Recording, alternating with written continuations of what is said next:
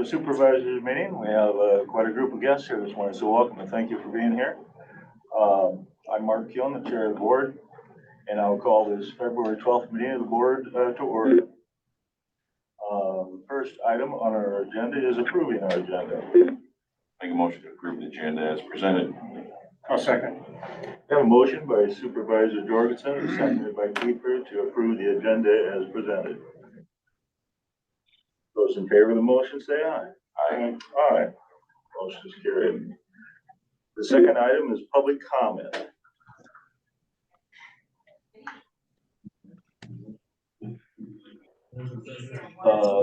Is there anyone on the call-in line that'd like to make a public comment on any agenda item that's not on our agenda?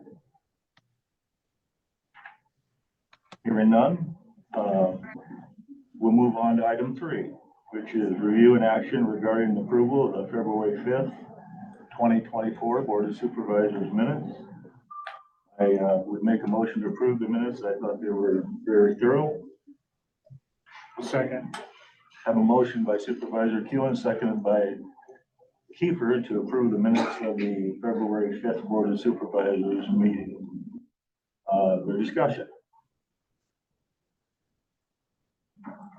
Hearing none, those in favor of approving the February 5th Board of Supervisors meeting, say aye. Aye. Aye. Aye.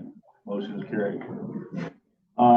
We've changed our order of agenda a little bit because we have the chair of the Board of Health, Dr. Lisa Kapler, here with us today. And we're discussing primarily a job description. As you know, Jeff Sherman will be retiring on March 29th of 2024. And because he is one of our county employees who we call wears many hats, in fact, reports to different boards, we thought it'd be best to come in and kind of clarify the job description. Jeff has been with us for a number of years, and as you might expect, we haven't had a review of that job description in some time. So we thought it'd be a good place to start and kind of get that part at least agreed to, and we understand what it is Jeff's role is, because it's quite varied. So in order to move that process along, we actually asked Jeff to provide a updated job description of what he does in his role as environmental health officer. He is the administrator of the zoning commission, and also he works for the 911 board in the capacity of signs. So I handed out this morning to both members of the board and the auditor and Dr. Kapler, Jeff, and a few others, what Jeff presented to us about a week or 10 days ago. And then last Friday, I asked Jeff to a few questions regarding that update. And he got back to Auditor Carr. And so you also have in your packet now you have this new draft, and it is underlined. If you follow along one with the other, it's kind of meant it's a little easier to see one side to the other side and some changes that we made.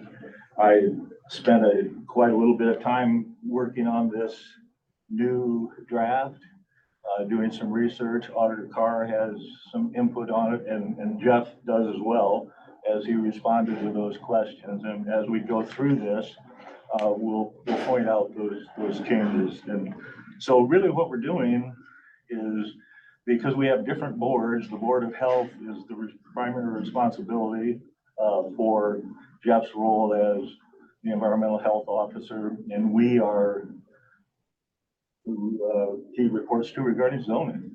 So as we go through this, kind of speak up, representing your board. We'll do the same and kind of nod if you agree, disagree as we go through this. Okay. That's kind of our goal today. So let's get started.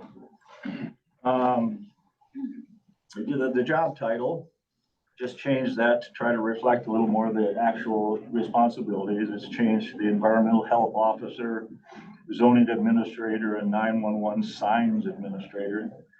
I believe there's an effort to change the environmental health officer. Jeff, what's it called now? Or is that the Sanitarian is what they used to call it. They used to call it that. Is this the correct term? Okay. It's not specialist, environmental health specialist. Oh, yeah, it's supposed to be specialist. Oh, specialist? Okay. Yeah.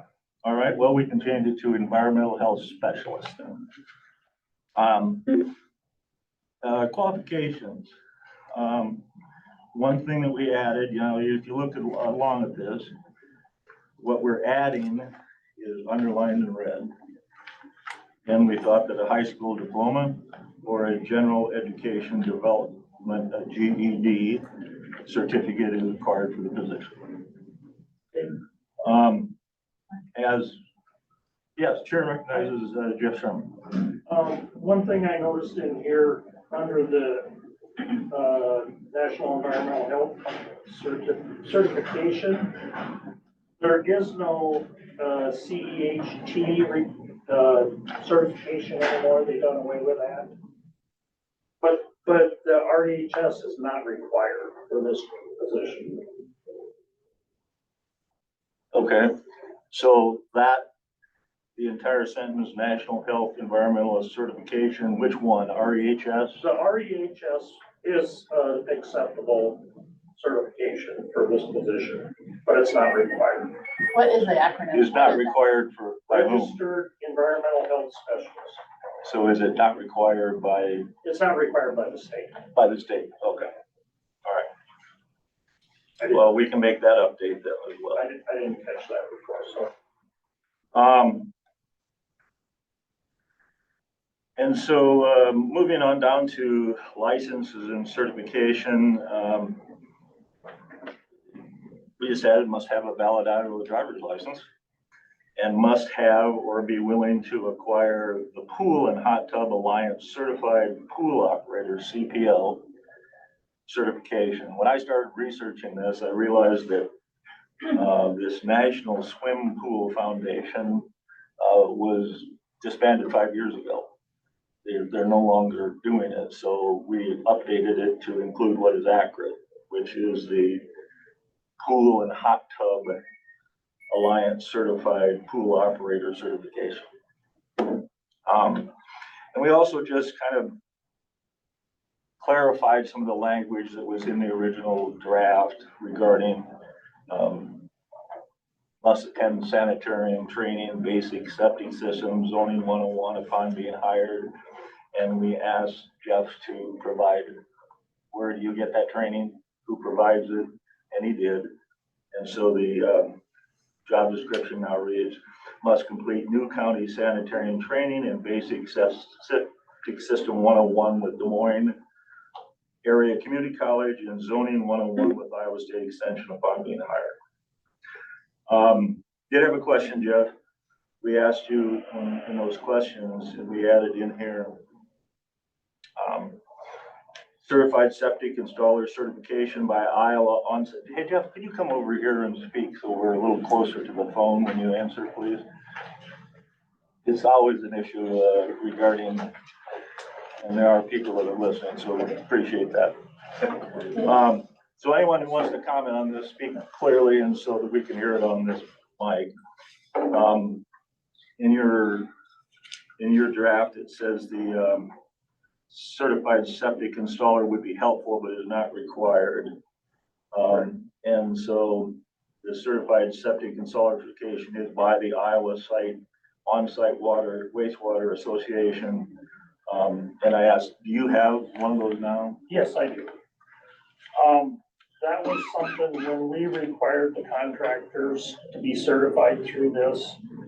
I went through the certification too, because I didn't want them to think that, hey, we have to have the certification and you don't. So that's why I did it. I see. And that's why I recommend that it should still be there. So you don't install certified septic tanks in Floyd County or any other county? Nope. All right. some of this is just kind of a rewrite. It's just meant to make it a little easier to read, and it really doesn't change the intent of it all as you read along here. The next area that is a little different is who Jeff's reports to. And it just adds a little more detail to that, saying that, and we don't know, does Jeff report to the Board of Health regarding his bi-weekly worksheets or his request for timeout? No, we have nothing, we get nothing from him or have never asked anything about that for him to report his timesheets or time off. I don't know who he gives that to. He just reports to us at our meetings every other month what he has done as far as activities. So well closing, septic systems, you know, any other inspections he's had to do, any other issues that he needs to make sure that the Board of Health is aware of going on in the county. So it's just worth noting, we thought it would be, because Jeff is in essence a department head, and all the other department heads in the county, for instance, the county engineer, our IT director, our head of our communications department, our dispatch, John Gore, all report on a bi-weekly basis to the Board of Supervisors with this timesheet. And then they also request time off. And so we just thought it important that we put that in the job application, because that's important. If you don't want that, we need that. So if I you mean, don't, that's fine, we really don't. nothing that the Board of Health would, since we don't meet except every other month, to try to get that information out to the board on a regular basis isn't needed by us. And we've never asked Jeff to report when he's taken time off. He'll let us know if he's gone to some educational activity. Hey, I went to this meeting for this, but that we don't get anything from him as far as the day-to-day hours he worked, days time off. So that's why it's important that we do, because as a department head, that's required. So we'll just leave that in language in there if you're all right with that. Sounds good. I'm gonna keep kind of nodding to you Yeah. gentlemen because. Sounds reasonable. Okay. And so supervisors, we talked a little bit about this. We wanted to know exactly the role that Jeff had with Jennifer. And so Jeff supervises Jennifer. So Jeff, do you get Jennifer's Yes, bi-weekly timesheets? And do you, I turn them in. and you turn those in as well? Yeah. Okay, some of those aren't getting to me as the chair for some reason, so I don't see those on a regular basis. So, They go to Amanda, we don't. I mean, she's an employee of mine, Kind of like the dispatchers, that the dispatchers, you don't see the dispatchers, you just see John's. Could be similar to that. okay, if, so then so in that case, then you're supervising Jennifer in that form. Is he comfortable with that? I think I am. I guess it seems like by comparison, you might, or we might have to have many positions like Jennifer's to review. We start doing one. Yeah. So I don't know where you want to start and stop doing that, but I could see it turning into a lot if we keep it consistent. All right. Yeah, I'm fine with that. I'm just raising that issue. Yeah.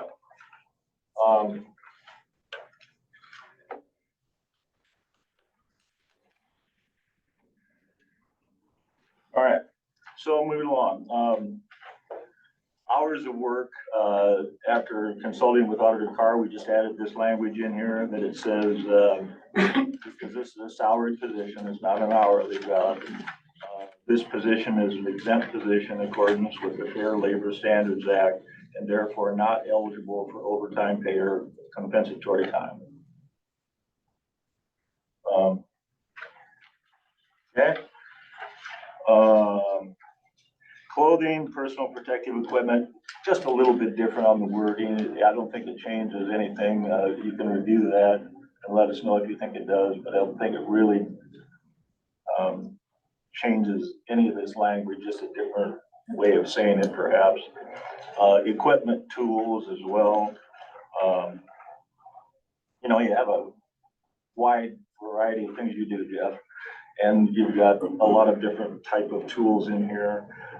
We just didn't want to put in here that you're required, that an applicant is required to know all these things, because some of that might dissuade someone immediately from applying, but a lot of this stuff would have to be part of your normal job duties as they learn the job and what it is. Okay. There was just a lot of things in the performance responsibilities and the way it was written that we thought we'd better highlight. And again, this is me we're talking about, because I wrote the draft with help of Gloria and Jeff's input.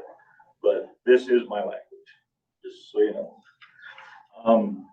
So what Jeff says is he has a basic knowledge concerning the open meetings law, public information, confidentiality.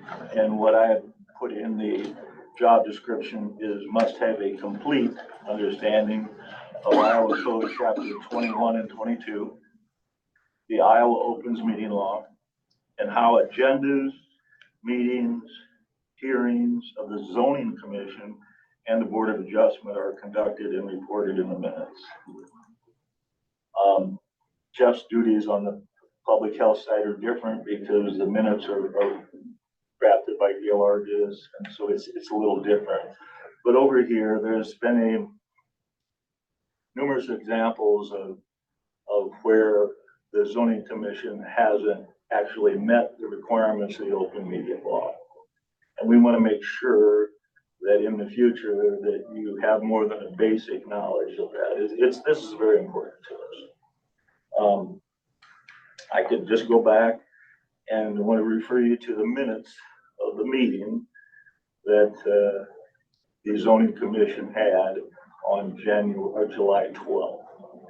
And those minutes reflect that there was allegedly, but stated by the county attorney, a violation of the open meetings law regarding proper notice of agenda. And so what we're saying here is we want to make sure that the administrative zoning has a thorough knowledge of the open meetings law, how agendas work, how hearings work, and how the minutes are developed. Actually, when you look back in the county records, the July 12th meeting of the Planning and Zoning Commission states that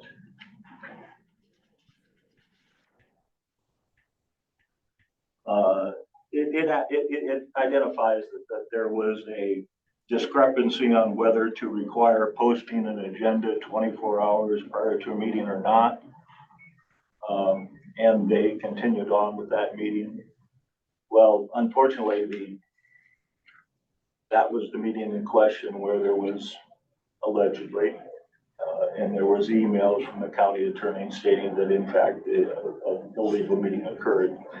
And on October 12th, the Zoning Commission met and reviewed the minutes of the July 12th meeting. And at that meeting, according to their minutes, it states, the minutes from the July 12th, 2023 were in question due to having an illegal meeting and should or should not approve these minutes. It was a second was made by one of the members, Pam Irvine, a motion, and a second was made by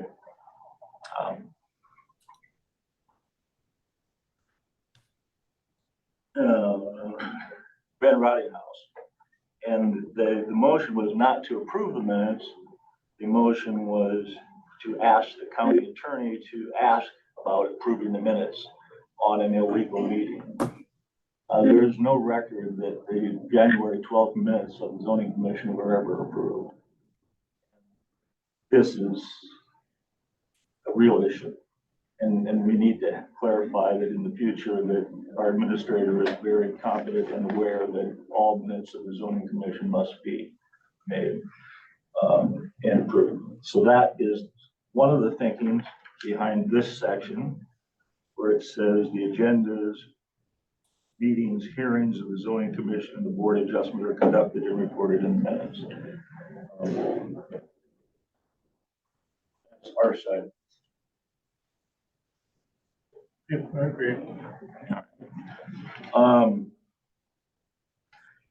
At the suggestion of Auditor Carr, there's the next line is must be proficient in the duties related to Iowa Code 335, which is the county zoning section of the code, section 137, Board of Health. And then you'll notice 3 ... because we didn't really complete that conversation.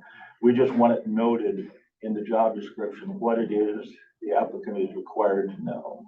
And it's in our best interest that they do that. So do you have any updates further to that? I think they need to provide what the code sections are. I know, those are just the two that I do. There might be a, is that the code section 137 regarding the Board of Health?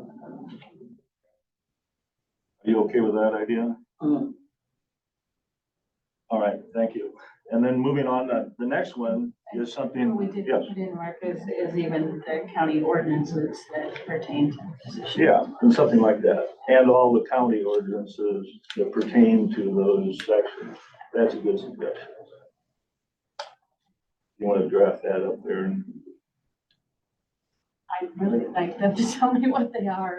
The county ordinance I could probably pick better than the code sections, but If there's anything additional, let us know. And this new sentence is something I just wrote in there this morning. I did think of it, but when I drafted this up and sent it in Saturday afternoon, I didn't include it, but I think it's very important. And that is to prepare the zoning commission meeting agendas and write minutes of the meetings.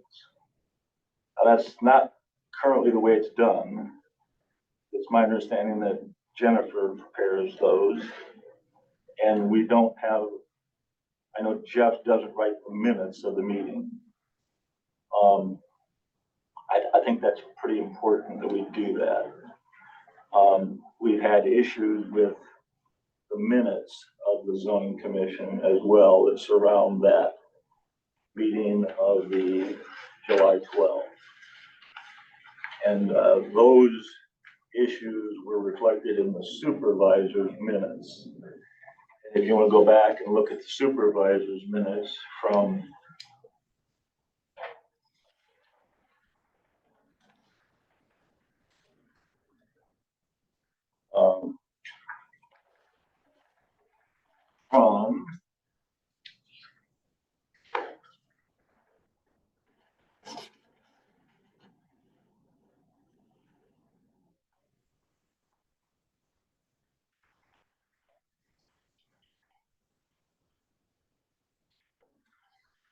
pull that up for you, but at one point in time,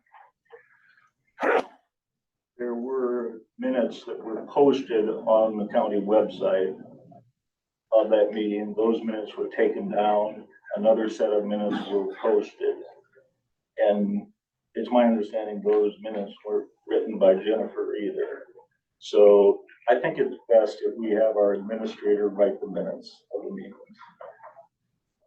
One thing you'll notice when I wrote this in here, I did not say the Board of Adjustment, because the zoning commission and the Board of Adjustment are different. If you read the ordinance, the Board of Adjustment sets up its own rules and is actually quite separate from the Board of Supervisors, and that's by code. That's why that's done. So this just says prepare the zoning commission meeting agendas and write the minutes of the meeting. I think this is very important based on past practice, and I think it conforms with the ordinance itself.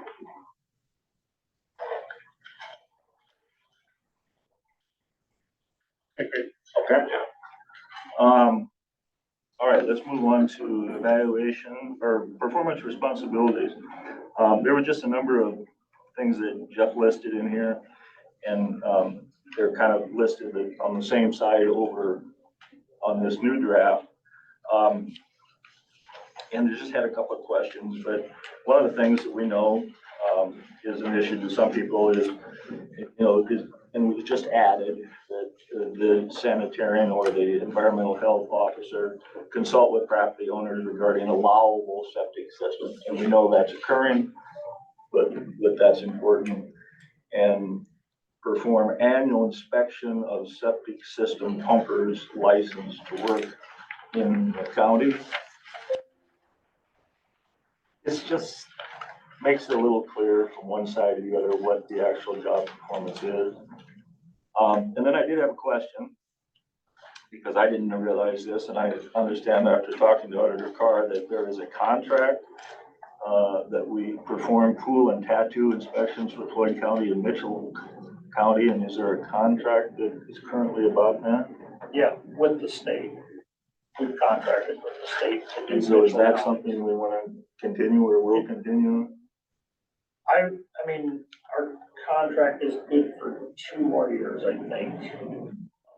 But that would be a question for the state if that has to continue. Don't want them to do the Mitchell County.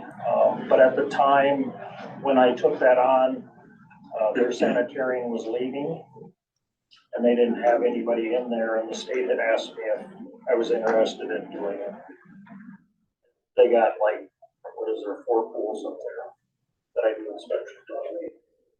It's not a lot of extra work, and we get paid for doing it, So maybe you show us the contract that you have and we'll decide if that's something we'll do. How about tattoo parlors? Is there a tattoo parlor in Floyd County? One in Mitchell County. And does that require a separate type of license or? Yeah. Well, it doesn't to do the inspections. That's all part of, other than your bloodborne pathogens. Question, Yes. am I missing something? Why are we going to Mitchell County? Why is that? That's what I just explained. Okay, When every county has the option to do their own inspections for pool, tattoo, and tanning it when we did that, but we don't anymore. But like I said, the Mitchell County sanitarian was leaving. okay, He didn't want to do the inspections, so the state was looking for somebody to do the inspections. And All right. we were right next door. I took them on, but it pays, yeah. what it pays for my mileage, it pays for my time, so it's, I trust we're not going backwards. no. All right, let's see, moving along,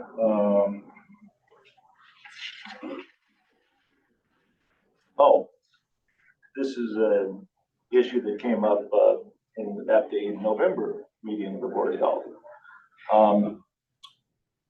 In Jeff's language, he talks about performing nuisance complaint investigations, but we'd like to add, provide county residents with nuisance complaint forms and perform nuisance complaint investigations.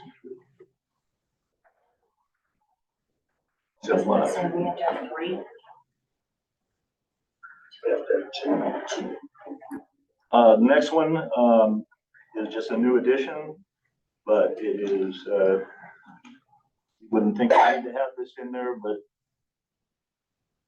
I'm putting it in because respond promptly to all phone and text messages from Board of Health, Board of Supervisors, and county residents. Speaking for myself, that's an issue to me.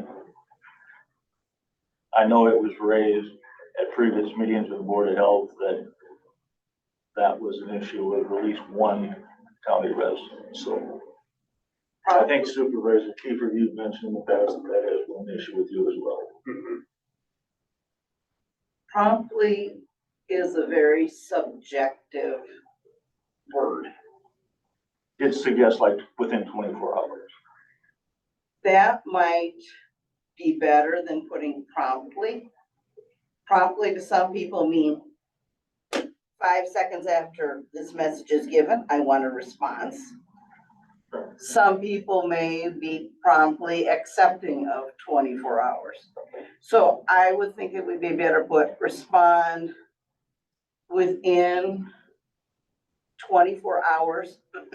So that if a person calls and complains and says, this person didn't call me back, oh, by their job description, they have 24 hours to call you back.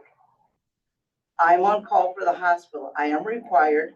I have up to 15 minutes to respond to any text or, well, now it's a text because I gave up my pager, to respond to any text from the hospital. So I think putting down a time thing, and I would think 24 hours would be reasonable in case the health officer is out of the office, you know, running around the county doing what he or she needs to do throughout the course of the day and may not get back until the following morning to see the message, if it's a message that was called into the office and just left on the desk. So I would like to see a time frame. I think 24 hours is reasonable, considering this person is not always going to be sitting at their phone. You know, phone calls that come to me to the office are supposed to be answered by the end of the day, if at all possible. So I would think 24 hours would be reasonable, unless there's other feelings on Sounds that. reasonable to me. Could I make a suggestion? Yeah, certainly. What if it was one working business day?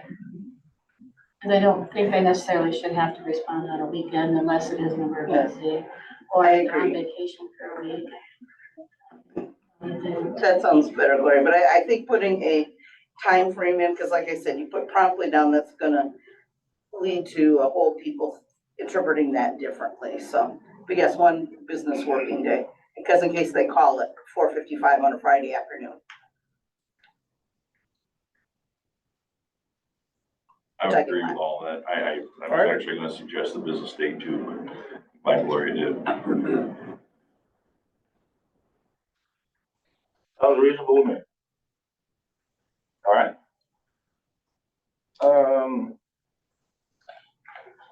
The next one is obviously a response to a problem we had. And inform anyone seeking accurate information on property line determinations that the zoning administrator or the zoning department does not provide that service. We don't do surveys. Recommends a survey of the property to determine accurate property line determinations. This is an issue that has come up more than once, and you're not hiring a certified surveyor. We shouldn't be getting people involved and other county employees involved with the GIS system and making line determinations. So, something with that? Yeah, I agree. think they should hire their own surveyor. And an evaluation is kind of the last one, where we talk about evaluating the job performance. And because we have different boards and commissions that are served that Jeff, or the position responds to, just tried to delineate a little more detail that both the Board of Health and the Board of Supervisors have an evaluation responsibility on an as needed or annual basis.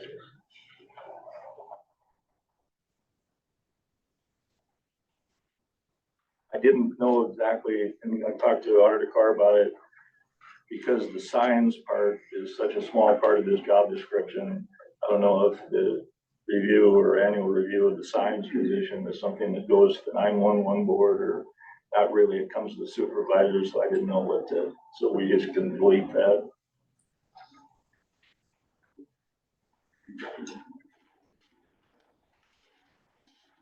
So that's all I had. Is there anything else or next steps forward, what you'd like to think about?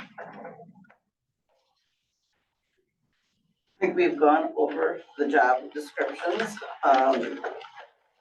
I think if no one has any questions, concerns, anything that needs to be changed, then I would recommend that the supervisors or whoever adopt this, because I honestly don't remember the last time when Jeff was hired, how, that the Board of Health had much input into this. Our next meeting is not for a month, but I don't want to sit around that long waiting to have this approved. Because we need to get looking for someone. Yeah, well, we And can, I did send out an email to the remaining members of the Board of Health to attend this meeting, and I never heard back from anybody, so I didn't know if anyone was coming or not.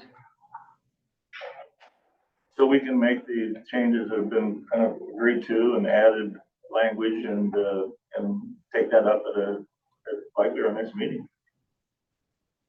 And kind of figure out next step. We've got about 6 weeks, so we want to get and who knows?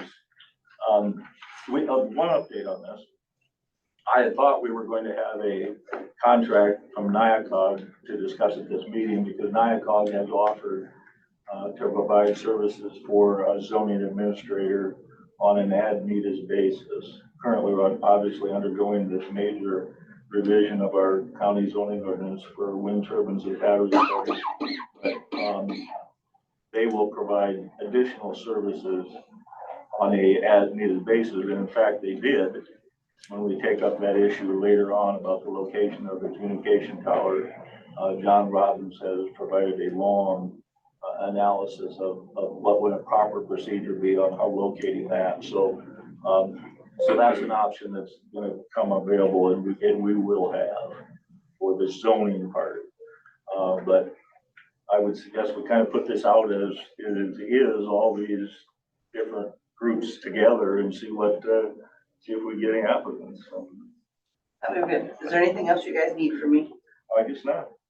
Thank you for Otherwise, being I here. have patience. We'll be waiting by the time I get back. Thank you. Thank you.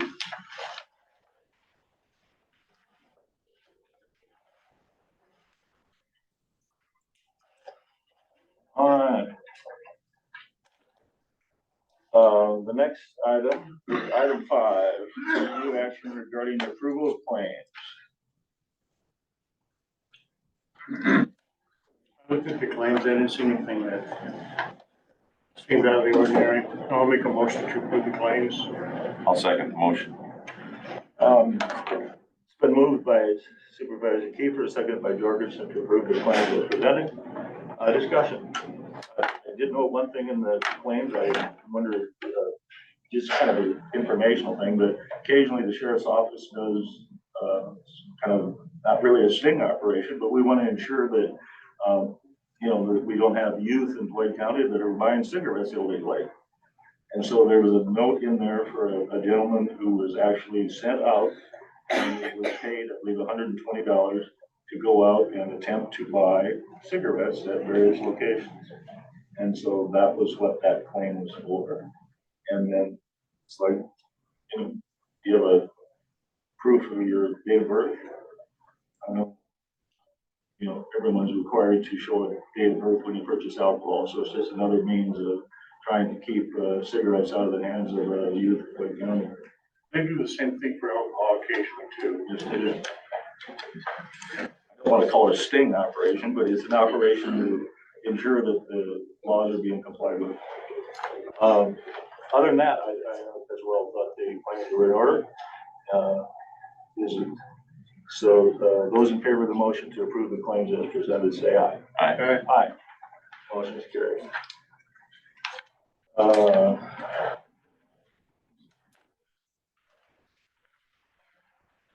All right, updates on various boards, commissions, activities since the last meeting. I attended Floyd County Conservation on February 6th. People are doing educational workshops or been working at Tonosac. It's like spring weather, you know, so they're doing a lot of cleanup there, clearing trails, burning brush piles. They're also doing performance evals on employees, and they're updating their website for the QR code system. I think that QR code system they're gonna use for their campsites, if I'm not mistaken. I think they have a bid of $115,000, $130 for skid loader and grapple. I think that's the number they said for those things. And Spencer got a 6-month review and which also kind of spun into the topic of what was it, $8,400 that we found in their budget, and I think they kind of have that earmarked for some employee things. So I believe he sent an email to Gloria. I asked him for an email too. Oh. He left a voice message, but I asked him for, need to certify the wages, so he needs to get with that in, since I don't, that might be more budget discussion. Right. Too, that you may Right. want more than 8,400 now. Right. It sounded like there might be a couple thousand left over or something out of that 8,400, but I was hoping there'd be some communication back and forth on the email or something to clarify it better. And I'll check with them too Did you, well, we can talk more about that budget stuff too. again. Okay.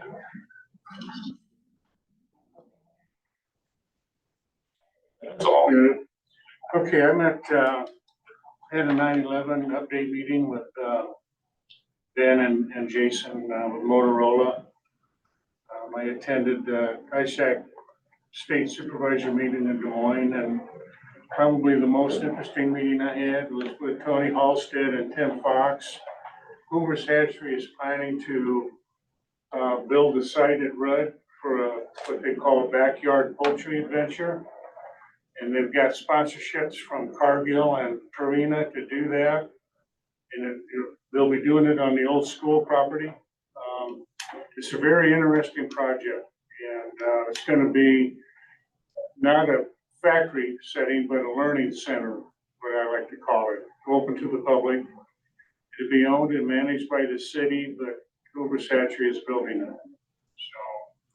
So it's a very interesting project. Which meeting was that at? One Tuesday at the pub with Tim Fox and Tony Halstead and myself.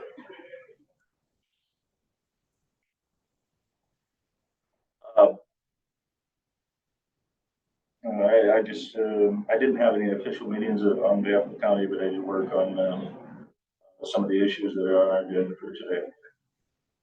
And I'll be talking about those as they come up. Already did talk about one, so. I just have an update on law enforcement center courthouse project, including progress. Is there progress being made on this project? Well, that's a good question. Maybe better answered by Gloria. She was with Jason last week for a day, I think, but I've kind of given up in the water softener business. No one gets back to us. So I think if we need to buy a new dishwasher every few years, that's probably what we'll be doing. One estimate was $55,000 for water softener. The company out of Manchester hasn't gotten back to us with a complete quote. And the third one, haven't heard from at all. So they don't seem too interested.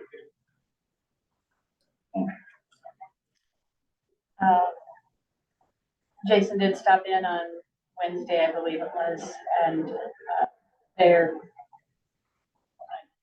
getting put off, but their guy is supposed to be here this week. He wasn't here last week, and I asked him if we missed him, and he said, no, they'll be here this coming week to look at the fourth ceilings, and do that, get plans for that plaster work, and also visit with John about his idea for the fourth floor stairway. We went around and looked at a lot of things. There's Jason's window that we think Zephyr, or either Dean Schneider or Zephyr was here to replace it. There's moisture between the glass. But Jason's looking in on that, Jason McDonald, McLendon is looking in on that to see whatever happened, because the window never got replaced and there's still moisture in there. There's, let's see.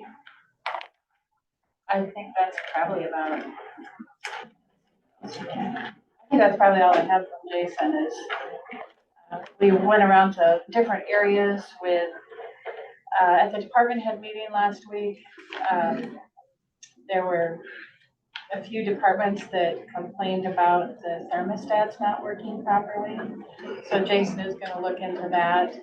I think several of the offices have portable heaters running in under their desks, and I don't like portable heaters in the workplace. I'd like to get some resolution to that. So he's supposed to be working with Young Plumbing on.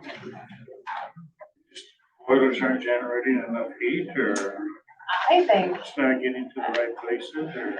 I don't know. I know we had an issue down here on ground floor, and there was a damper thing that was closed up. That entryway, the employee entryway was at like 48 degrees one day. And, the break room was, 68 or 62 degrees, I think it was, or 58 degrees or something like that. And they found that there was something that wasn't opened up in the system. So I think so that might be some of it, but I think some of it is, you know, it's pushing from the mechanical room. Just the way it winds around, it's got a long ways to get where it's supposed to go, and I don't know if there's an issue with the VAVs or. Jason just walked by. Did he? I thought I saw him in the door. He just, yeah. I think he went into the office across the hallway. That's getting in here.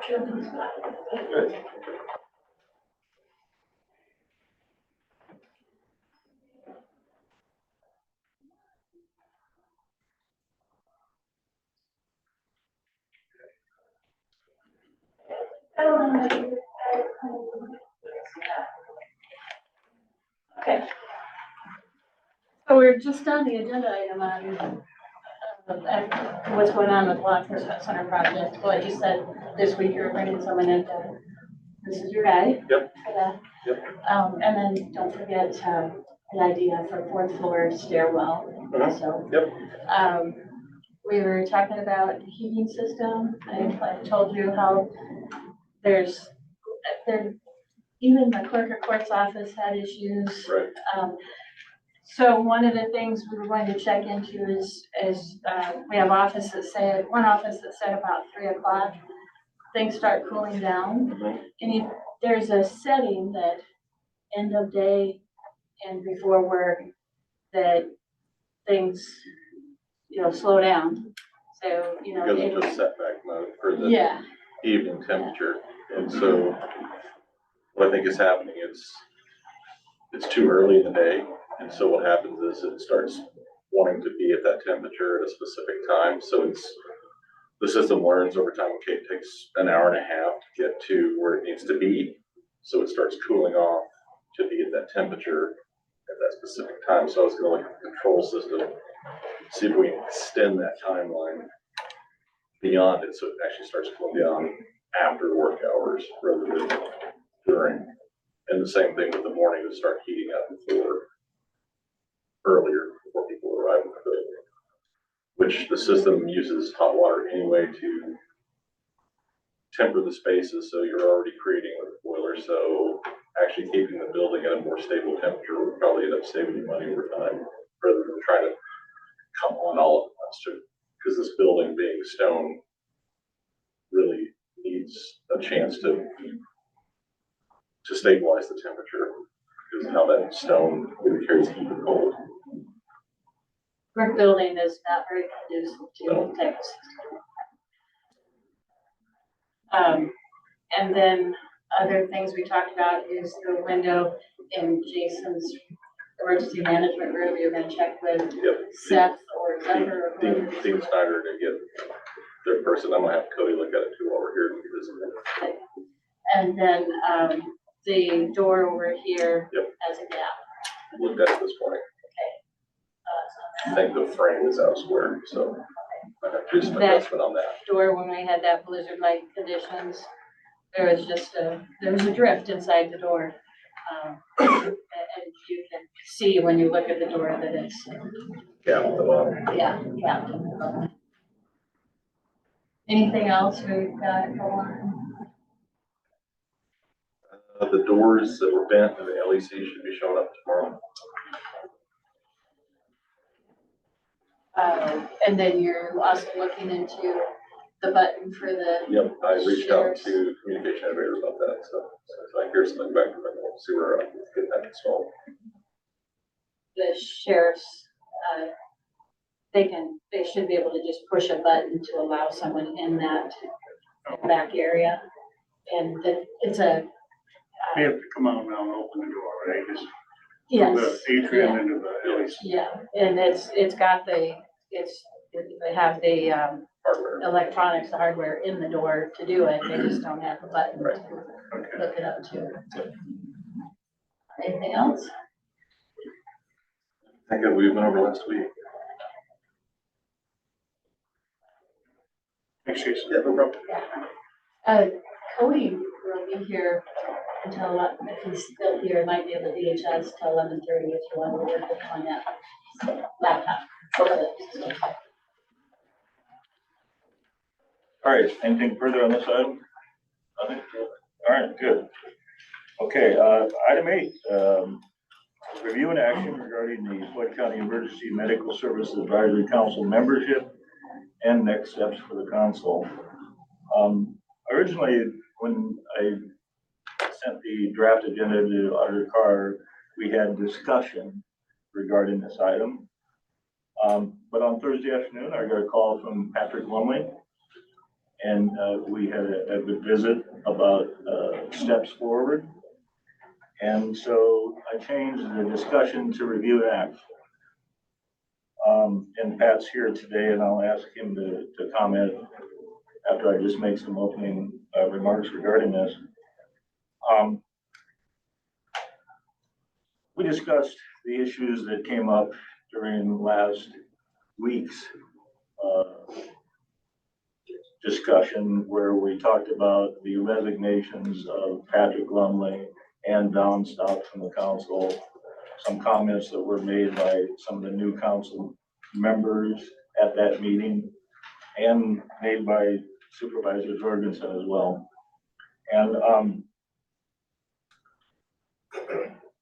kind of try to figure out a path forward here. And so Patrick has kind of a proposal that he brought forward in our discussion, and I just want to bring that to the forefront of this meeting right now so we can start talking about a way to get this project out of the ditch and back on the road. I think that's important.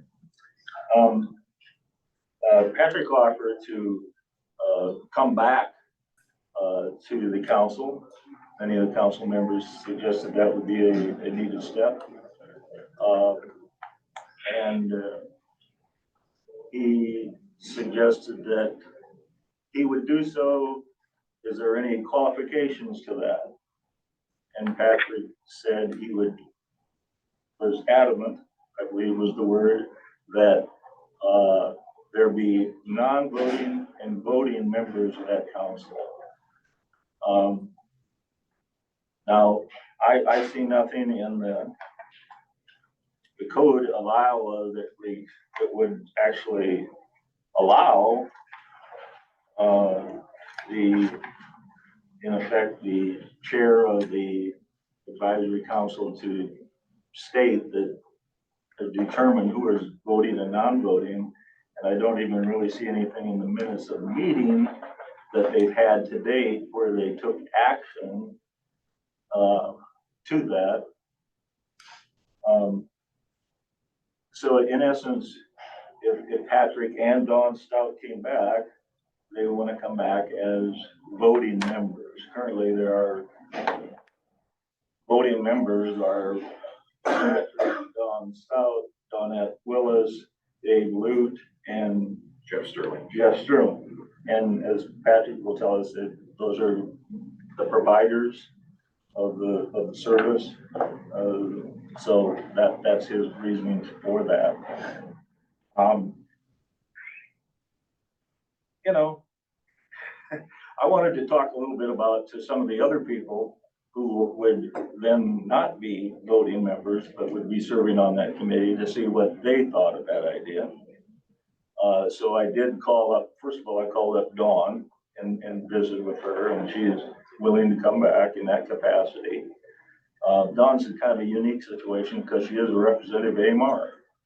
And maybe or maybe not, AMR might not be part of this sometime. I don't know. That's kind of the recommendation that the council will get to make, so we'll see. But some of the newly appointed people that we did appoint, which would be Marty Parcher and Brandy Molitor and Kendall Note would be non-voting, and essentially anyone else that may or may not be appointed to that might be a non-voting member. You know, to me, if that's what it takes to get this thing back on board and working, okay. Understand what the council's role is, and the council's role is to make a recommendation to this board. And that's why Rice Wickerass stated when this was formed a year ago that the representative from the County Board of Supervisors be a non-voting member. And that's kind of what we did when we appointed Jim to that role. So, yeah, okay. You know, part of public service is trying to find a way to meet in the middle and keep moving forward. And so I guess I'm okay with that. You guys can decide what you think about that. One issue I do have is I think it's really important because we had this resignation, and obviously it's a big hurdle to get this back on the roads, get it back on track. Are all the members that are serving on this council committed to following through? Now, when I mean following through, you'd think that maybe your job is just to make a recommendation to the board and then you're done. I don't see the role that way, because for this to be successful, 60% of the voters of Floyd County have to approve it. And we fell far short of that. Last time it was 48. So we have a lot of work to do to get to 60%. So I see the work as the council of taking it to the next step and taking it to the public. And I think that's, all signs is that's what we plan to do. Right. So my question to Patrick and Dawn and yourself primarily, and the other members, whether they're voting or not, is after you make a recommendation to the board, we don't know what it is. I mean, a lot of this is left to be fill in the blank. Are you going to be out promoting this tax levy referendum, or not? I think that's the key point, and I'd like to know if that's you see the role of the council in that way. And so the board might not accept all the recommendations of the council. That's just the way it works. I don't think they did last time. In fact, actually, they changed a little bit the part of it. But anyway, that's my question. I'm willing to do that, get this back going. I just like some of your thoughts, and I guess you're here to kind of propose that. Is that do you think this is a workable solution? I think so. And to answer your question, if there, the council's on board. I spoke with Pat, Dawn, and the other three voting members at our previous meeting. It was pretty much unified discussion that they want to take this eventually at the right time to the public through presentations. Maybe I think there's something coming up in Green real soon with pancakes, and they want to get some conversation started that way at the ambulance commission or at the ambulance house at Green. So to answer your question, I think they're on track and committed to follow through that process. Will everyone will be there at every single event? I would guess not, but 2 or 3 of them will be there, maybe 4 or 5, you know, and maybe the non-voting members are there too. They can, pass the word too and talk with people, so. I guess just a kind of a follow-up question. I know that you cited some personal, reasons that you disagreed with the leadership of Brandy Mount. Are you willing to put that aside and welcome her to be a part of this input of this council? I haven't spoke with her, but, you know, she, is, still wants to be part of it. I guess I am. I think, I spoke with Matt and, I think, he can speak for himself, but, I think Brandy is, has a role and, if she wants to, be part of it, I think there is a spot where she can be used, and, used effectively. All right, thank you.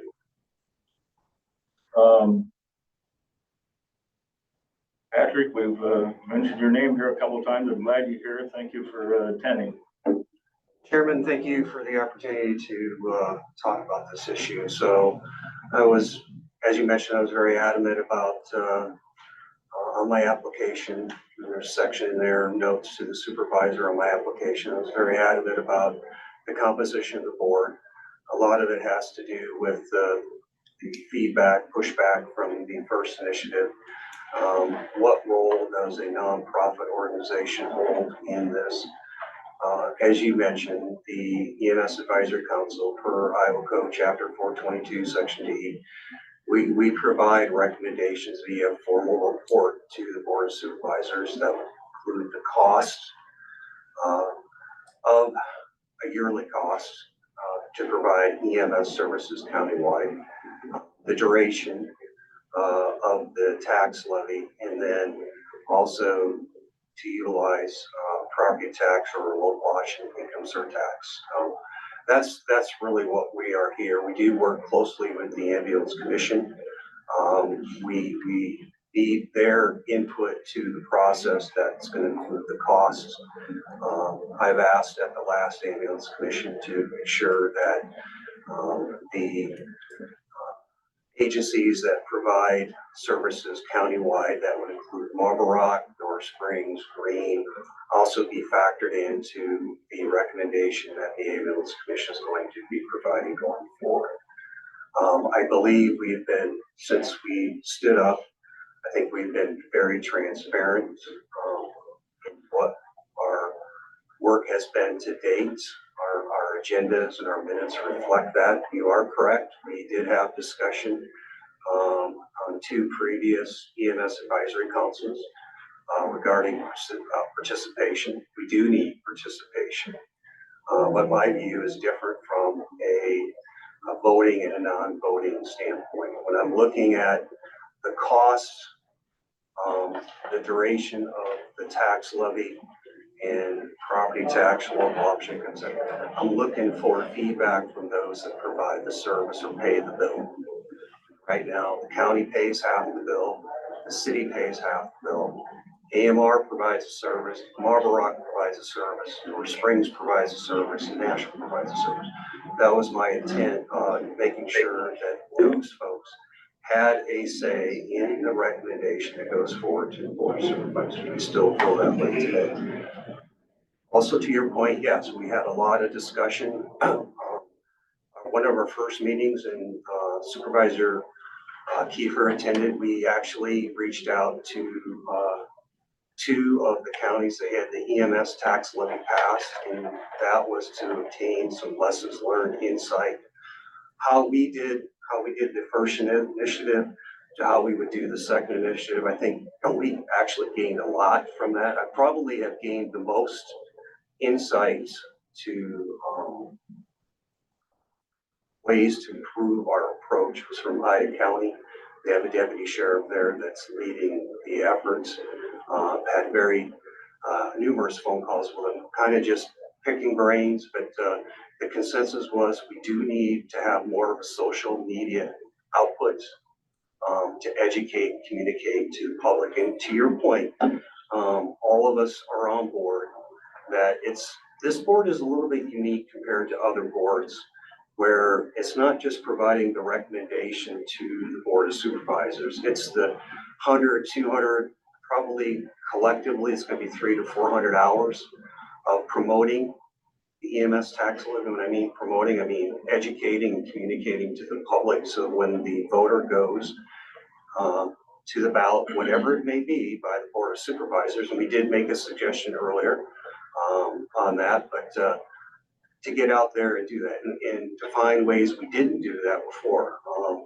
So right now we're looking at Party in the Park series, because there's a large conglomerate from the county fair, me going to individual city councils and briefing those, and our normal town hall meetings that we did. So we have a very robust communication plan, education communication plan out to the public on that.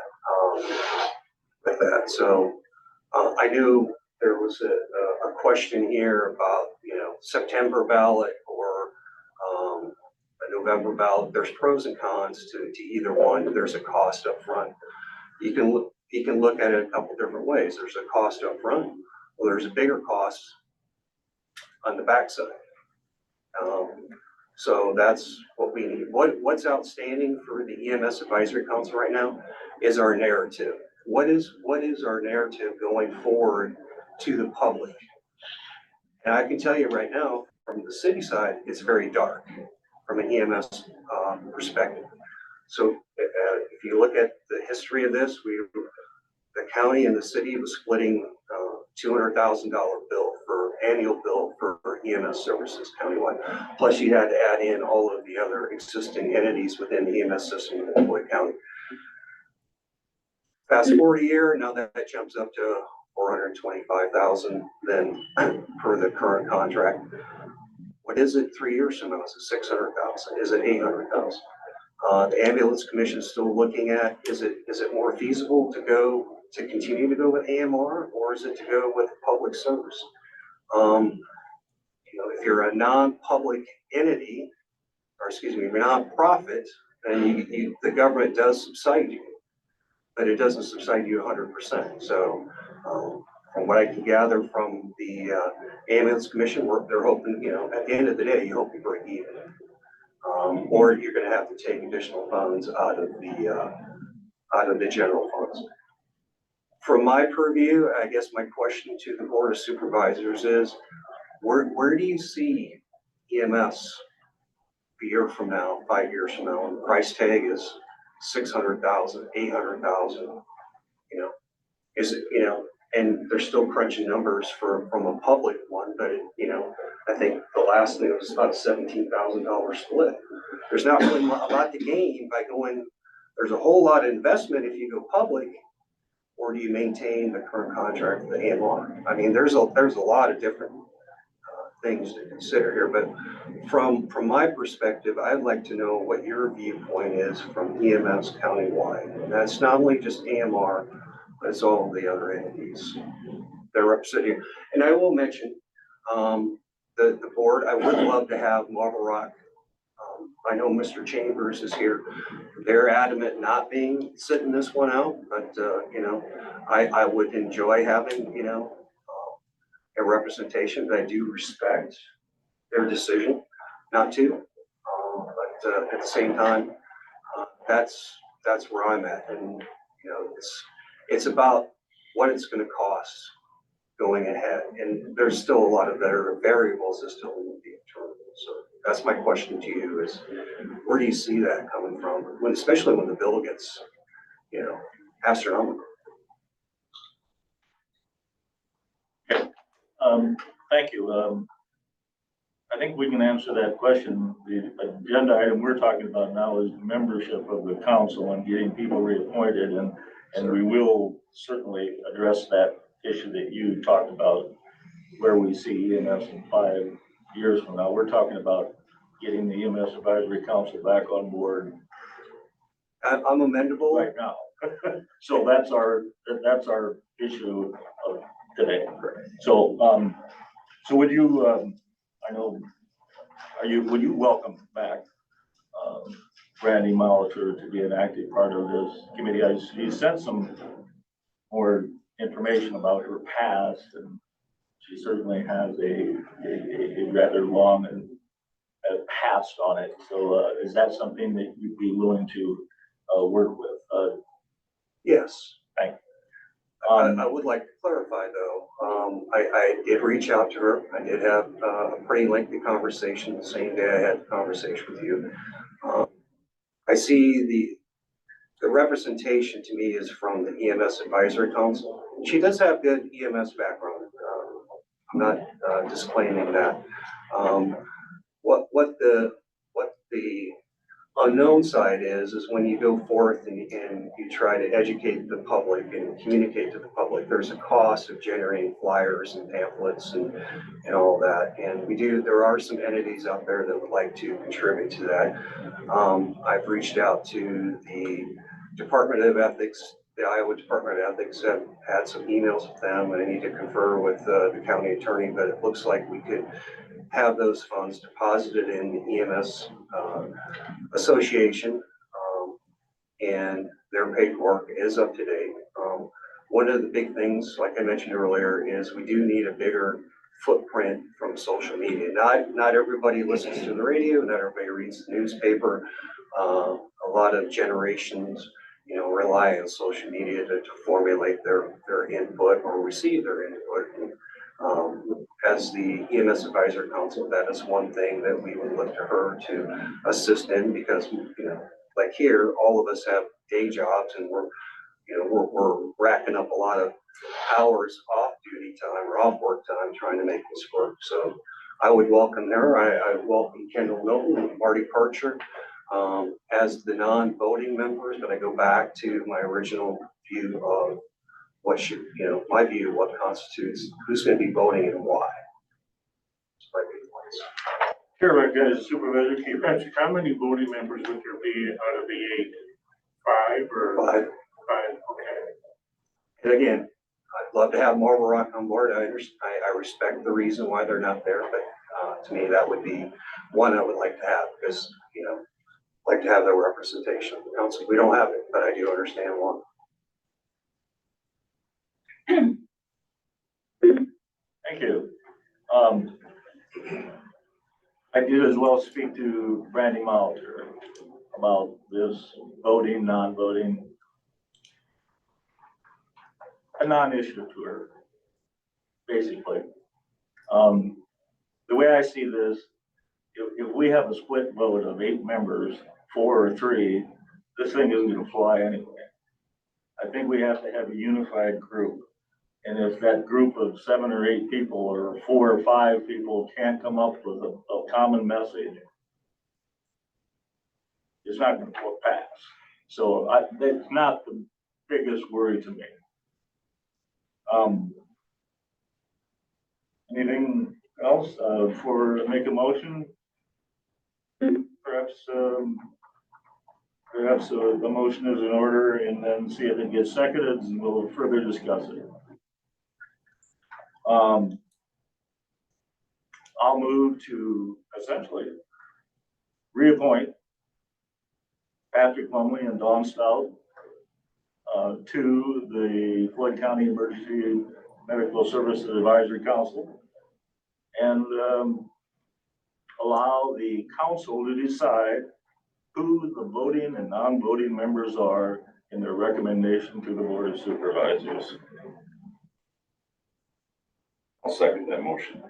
All right, we have a motion by Kewens, seconded by Jorgensen to reappoint Patrick Lumley and Dawn Stout to the EMS Advisory Council and allow the council to decide who the voting and non-voting members are.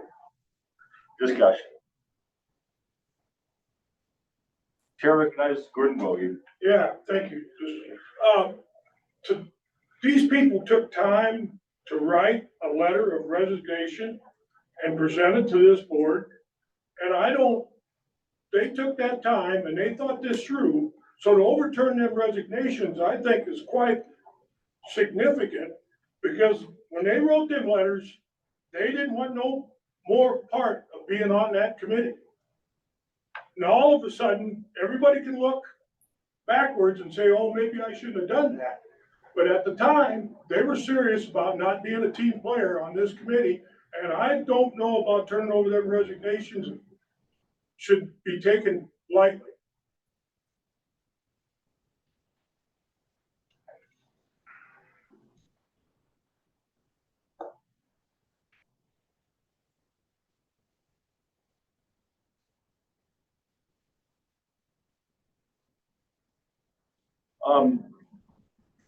Any further comments? Anyone listening on the phone before I have another comment I'd like to make, but, anything anyone else would like to add to this discussion? If this motion was approved, here's how I kind of see it working. I mean, the council has to decide then who the chair is and who the secretary is, because that's the two people that resign. And they kind of start over, and at least in that part of the work, they won't have to start all their work over, but certainly they have to reorganize and move forward, determine agendas and things like that.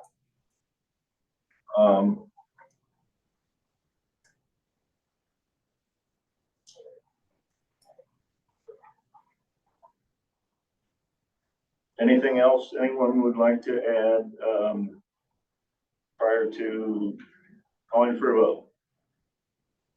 Just one additional question though. So Yes. you go forward with this, so I guess from the Board of Supervisor viewpoint, then,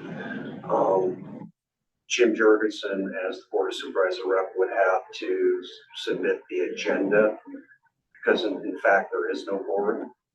And we're getting a little technical, but I do want to make sure we're following the Robert's rules correctly, so. Well, I think you still have Randy Molitor, Dave Lute, Jeff Sterling, Don Dawnette Willis As co-chair. as co-chair. Yeah, she is Dawnette is co-chair. co-chair. She is, so it would come from her. Good idea, good suggestion. Okay.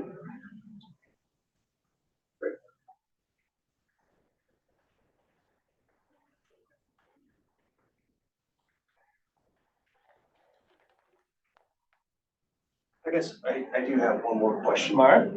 Not to tie this up any longer, but we did make a suggestion to the Board of Supervisors about a September election. There is a cost associated. There is, costs associated to doing a November election, and you have to look at it, how do you get to that 60% majority vote? And, do you take the cost up front, or do you pay the heavier cost, with it having to obtain more yes votes to get the 60% majority?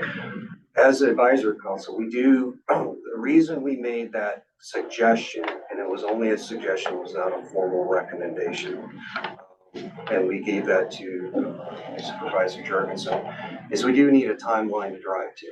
And that's the initial thing that drives the strategic comm plan, the education communication to the public is, we want to start this spring, but when do we end?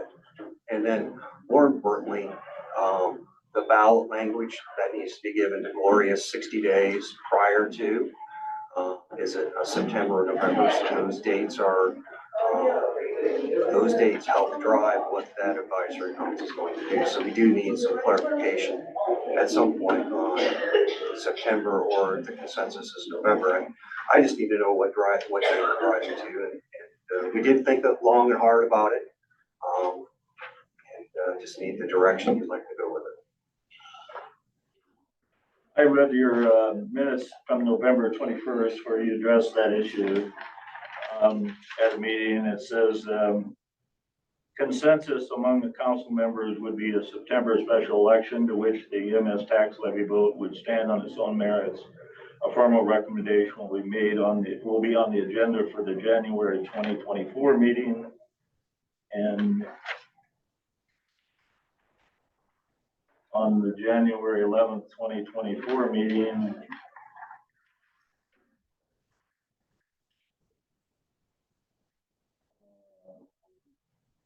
talks a little bit about some other things.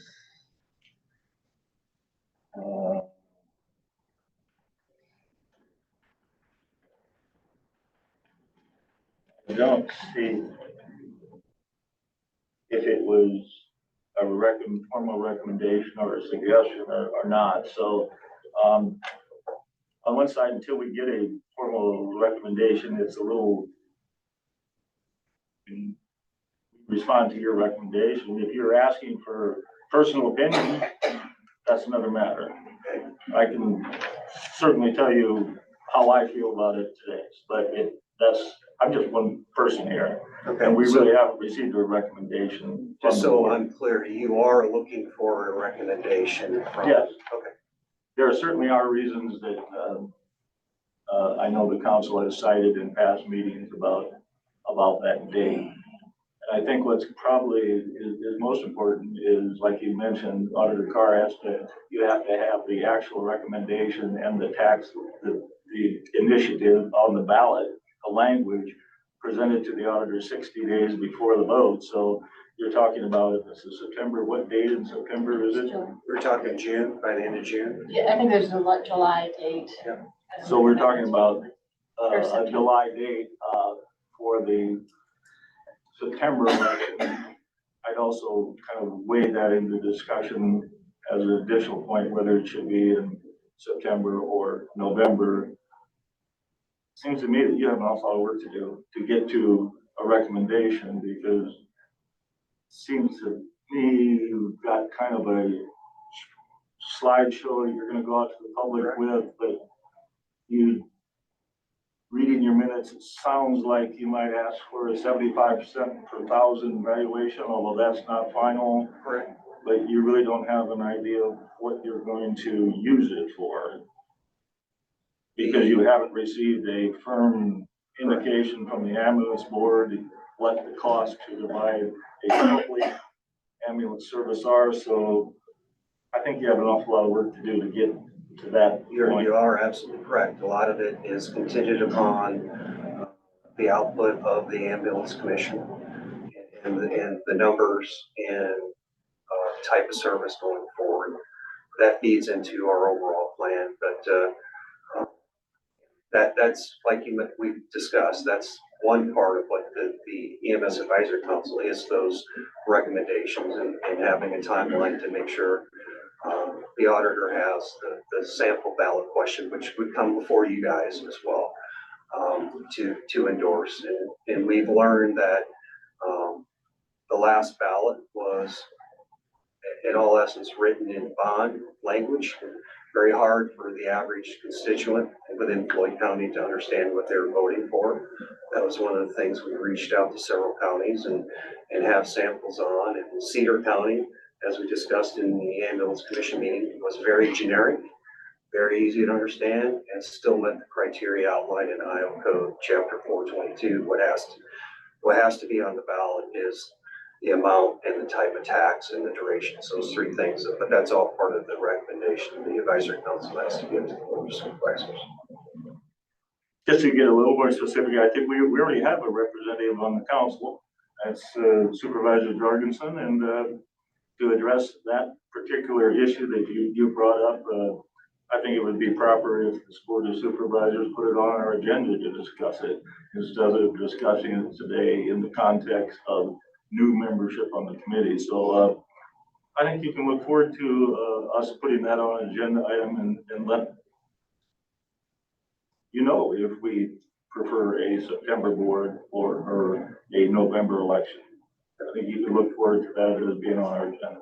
Thank you. Any further comment? Yeah, Chair recognizes Auditor Carr. I'm just curious, and we've got Gordy here today, and you've opened it up to EMS Association. The coalition was very influential with district supervisors. I wonder if there'd be any gain in appointing someone from the coalition. Gordy has somebody who might be interested in serving on the coalition, because I think that's you guys are probably going to push information out whether you like it or not, and if there was a consensus of them being on board with that. I'll be upfront. The more participation in the advisory council we have, the better off we are. Get wider representation, wider feedback. But I'll go back to my original issue with voting and non-voting. But I welcome all participation, all feedback. We try to stay within a 90-minute timeline. And Supervisor Jurgensen can contest, we go right up to the 90 minutes, 30 seconds to 90 minutes. We're Pretty pushing. efficient meetings. Yes. But I, you know, as the former chair, the direction the council points going forward remains to be seen, but we would welcome all participation. All right, hearing no further discussion, those in favor of the motion to reappoint Patrick Lumley and Dawn Stout to the Floyd County EMS Advisory Council and allow the council to determine who the voting and non-voting members are. Say aye. Aye. Aye. Aye. Motion is carried. Thank you and good luck.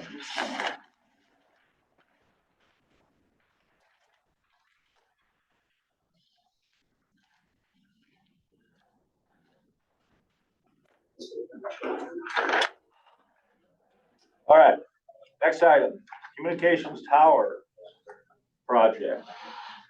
A, update on the project, and B, discussion regarding tower location. In my earlier remarks, I did refer to a document that was provided by John Robbins of NIACOG, that's the senior planner who we're working on regarding our ordinance changes.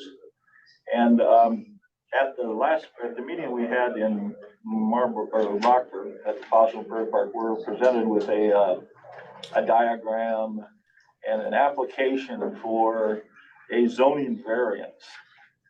And I know that I forwarded that John, and well, actually Mr. Robbins forwarded directly to the planning zoning director, to Jacob Webster and the board of supervisors and others regarding the proper procedures for such a land acquisition. And I'm just going to short circuit what he said, but the board of supervisors doesn't have a role in applying a variance for the board of adjustment. We have no role in that, so there was nothing that the board of supervisors should be applying for because we're not the property owner. So that whole discussion was really outside the bounds of what is allowed under our ordinance. So just kind of set that in motion. And so that's kind of an update. And I understand that there may be some new discussions about the location about that project. So first of all, I yield the floor to chair or anyone who is involved in that for an update on the communications tower project. So this is Len Baumgart on the phone. Can you hear me? Hello, who's this? This is Len Baumgart with Motorola. Can you hear me okay? Okay, we're gonna have to get you tuned in here a little bit to tell us a little more. Thank you. How's All right. this? How's this? Can you hear me any better? Yeah, we can hear you. Go ahead. And your Perfect. name is? So again, my name is Len Baumgart. I'm the Motorola project manager for the new communication system. On the line with me is RJ McLaughlin from Pyramid. Pyramid is our civil contractor. And I'll give you a brief update on the project itself. And then I'm more than happy to answer any questions you have on the project or the steps moving forward. So so the project design was completed, locked down. We had a design review with everybody and started to move forward, right? So at the Charles City PD site, that's the monopole site, we did a tower structural analysis to make sure that that monopole would hold the new antennas. It passed, it came back, we provided that to the county. We also did a geotest to make sure that the soil was okay as well. And so that passed, we gave that also to the county as well, right? We provided a high-level drawing, if you will. We call that a lease exhibit. And really what that shows is where the tower is in relation to the building, how we're going to have to run some cable trays from the tower to the building to secure the cables for those antennas. So the next step for that site is we need the county to approve that lease exhibit so we could do the next level drawings and move forward with that as well. On the green site, the original site identified was Fossil Park. When we were out there, we had discussions. Ben was with us, Supervisor Kiefer was with us, and there was some concern about moving forward and building a site on Fossil Park, right? There are 2 steps necessary. You need to go off and get NEPA audit, and you need to get a SHPO, with the state historic preservation officers. So that's the opportunity for somebody to come back and say, we're uncomfortable. We don't like the way that looks from a historic perspective. Native American tribes can also come back at that point and raise a protest of where that's being built as well. So when we were there, the site down the road was looked at and selected because based on the topology of the land and the contours of the ground in that area, it was relatively similar to the Fossil Park site. Matter of fact, it was even a little higher, and everything across that county road was lower. So we were approved to go ahead and start developing the drawings for that site, and the county was going to move forward in trying to procure that site.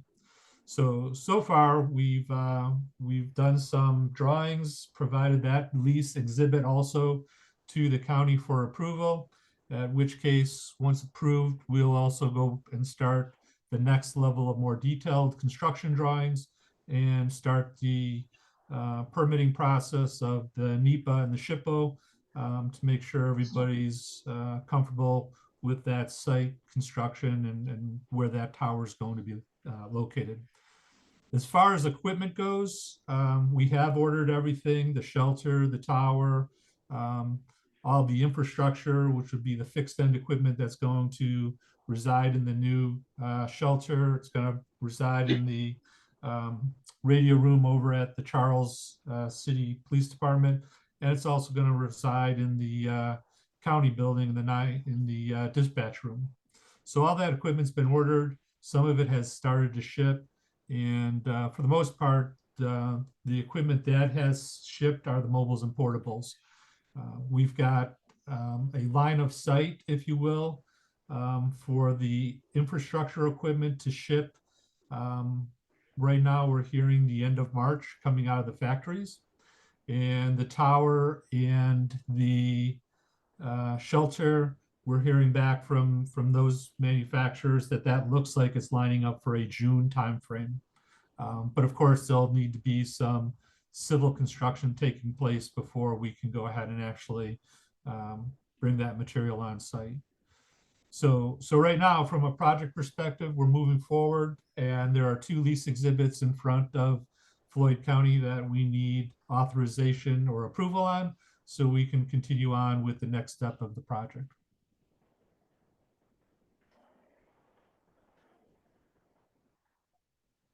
Len, could you be a little more definitive about the site that, or maybe that's the next item, but you stated several different locations that have been looked at in your discussion there. Could you just clarify a little bit? One Sure. was on owned by the Schladers next to the Fossil Prairie Center. Another one was a piece of parcel that was discussed was just explain. Yeah, there's a piece of property next to the fossil park, and I don't know who the owner of that is. But that is the piece of property that was selected to move forward with, right? While we were out there discussing this, the fiber company was also there. They preferred that property based on where their junction boxes were as well, right? So from a contour, land contours and a topology of the ground, it seemed to be a good location. From your cable provider, right, fiber provider, it seemed to be a good location. And so that's the property that I reference as the green site that we had initiated drawings on and are looking forward for approval to move forward with the next steps for that piece of property. So that's the property that we discussed a week ago or 2 weeks ago when we were in Rockford. Yes. I thought there was something else that was being offered as another site. There were some that were actually considered or were talked about as being another possible site. So, but you're not aware of those? I am not aware of those. All right. All right. The chair recognizes Ben. So I'm gonna back up a little bit. All right. So the reason why Mr. Slater's property is being considered. So originally, before the supervisors approved the tower project, we met with Motorola, several sites. They did a bunch of mapping to show what would be best. Obviously, the elevation and the geographical area of the Fossil Prairie Park is ideal because it gives us coverage in North Springs and Marble Rock and reduces us to only having to build one tower site instead of two on that side of the county. So there's a huge cost savings, but we have to be within roughly a half-mile radius of the Fossil Prairie Park. Myself and Supervisor Kiefer met with Adam Sears, Director of Conservation, before the project was approved, and he said that nothing would be able to be built on the Fossil Prairie Park. So we looked at directly across the road, which is owned by the Ralph Martin Estate, and we looked at Mr. Slater's property. When we met with Motorola and Omnitel that day at the Fossil Prairie Park, amongst all of us, of those two sites, Mr. Slater's property is flat, it's a little bit higher, a lot less construction costs compared to the Ralph Martin Estate. That being said, the only reason why we've looked at any other than the Fossil Prairie Park is at the direction of Adam Sears, who said absolutely nothing to be built at the Fossil Prairie Park.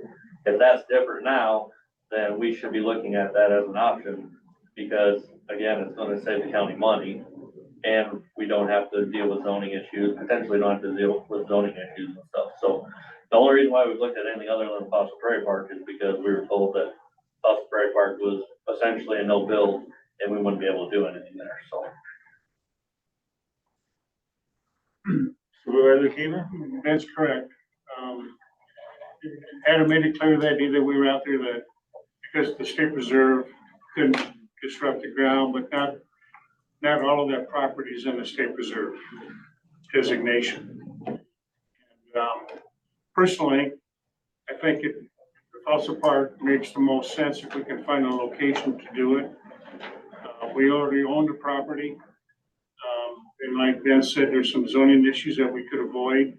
That we got an email from Mr. Robbins detailing all the things that would have to be done to add a half an acre of ground from the Slater property to the Floyd County subdivision, zoning, variances, a lot of stuff that, or some of those things we can avoid by building it on the fossil property we already own. I understand there was some pushback on the tower. I got some photographs that the tower actually looks like. It's not much different than the windmill that's already on fossil property, other than it's taller. These photographs depict where the tower is designed to break off in the wind instead of the whole tower collapsing. I don't know what you do in your packets, Joe.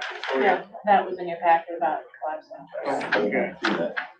So So anyway, again, I know it's probably not popular with some people, but I'm in favor of finding a location on the Fossil Park property that's not in the state preserve for this tower. And what we have to keep in mind is that this whole project is meant to improve the welfare and safety of the residents of Floyd County. And this is an ideal location for the tower to improve communication from North Springs to Marble Rock. My understanding that Len is still on the phone.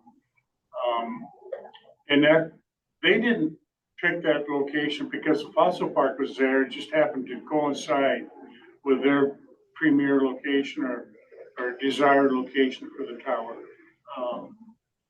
And I think we need to proceed with finding a location on the Fossil Park property that can accommodate this tower.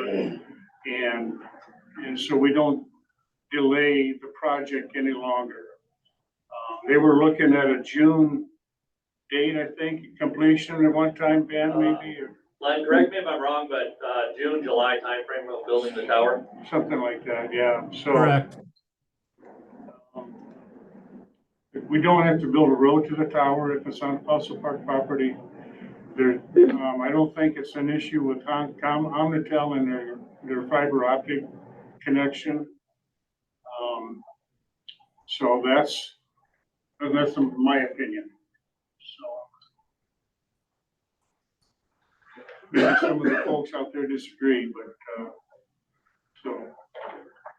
Yeah, so is there a location on the Fossil Prairie Park that is being discussed? I see a map here and I kind of see this area that Adam referred to at a previous meeting as being not in the state preserve. So where in this map is the discussion currently at? Well, I drove over there Saturday and looked at this property, and this is initially the location, which would be kind of southeast of the building.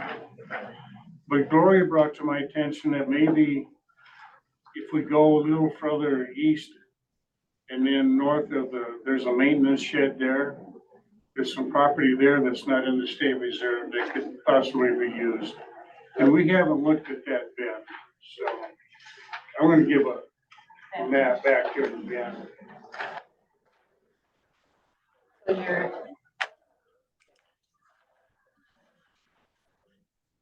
Somewhere. We were thinking out here in the middle. When we talked last week, we thought somewhere in the middle between all three buildings.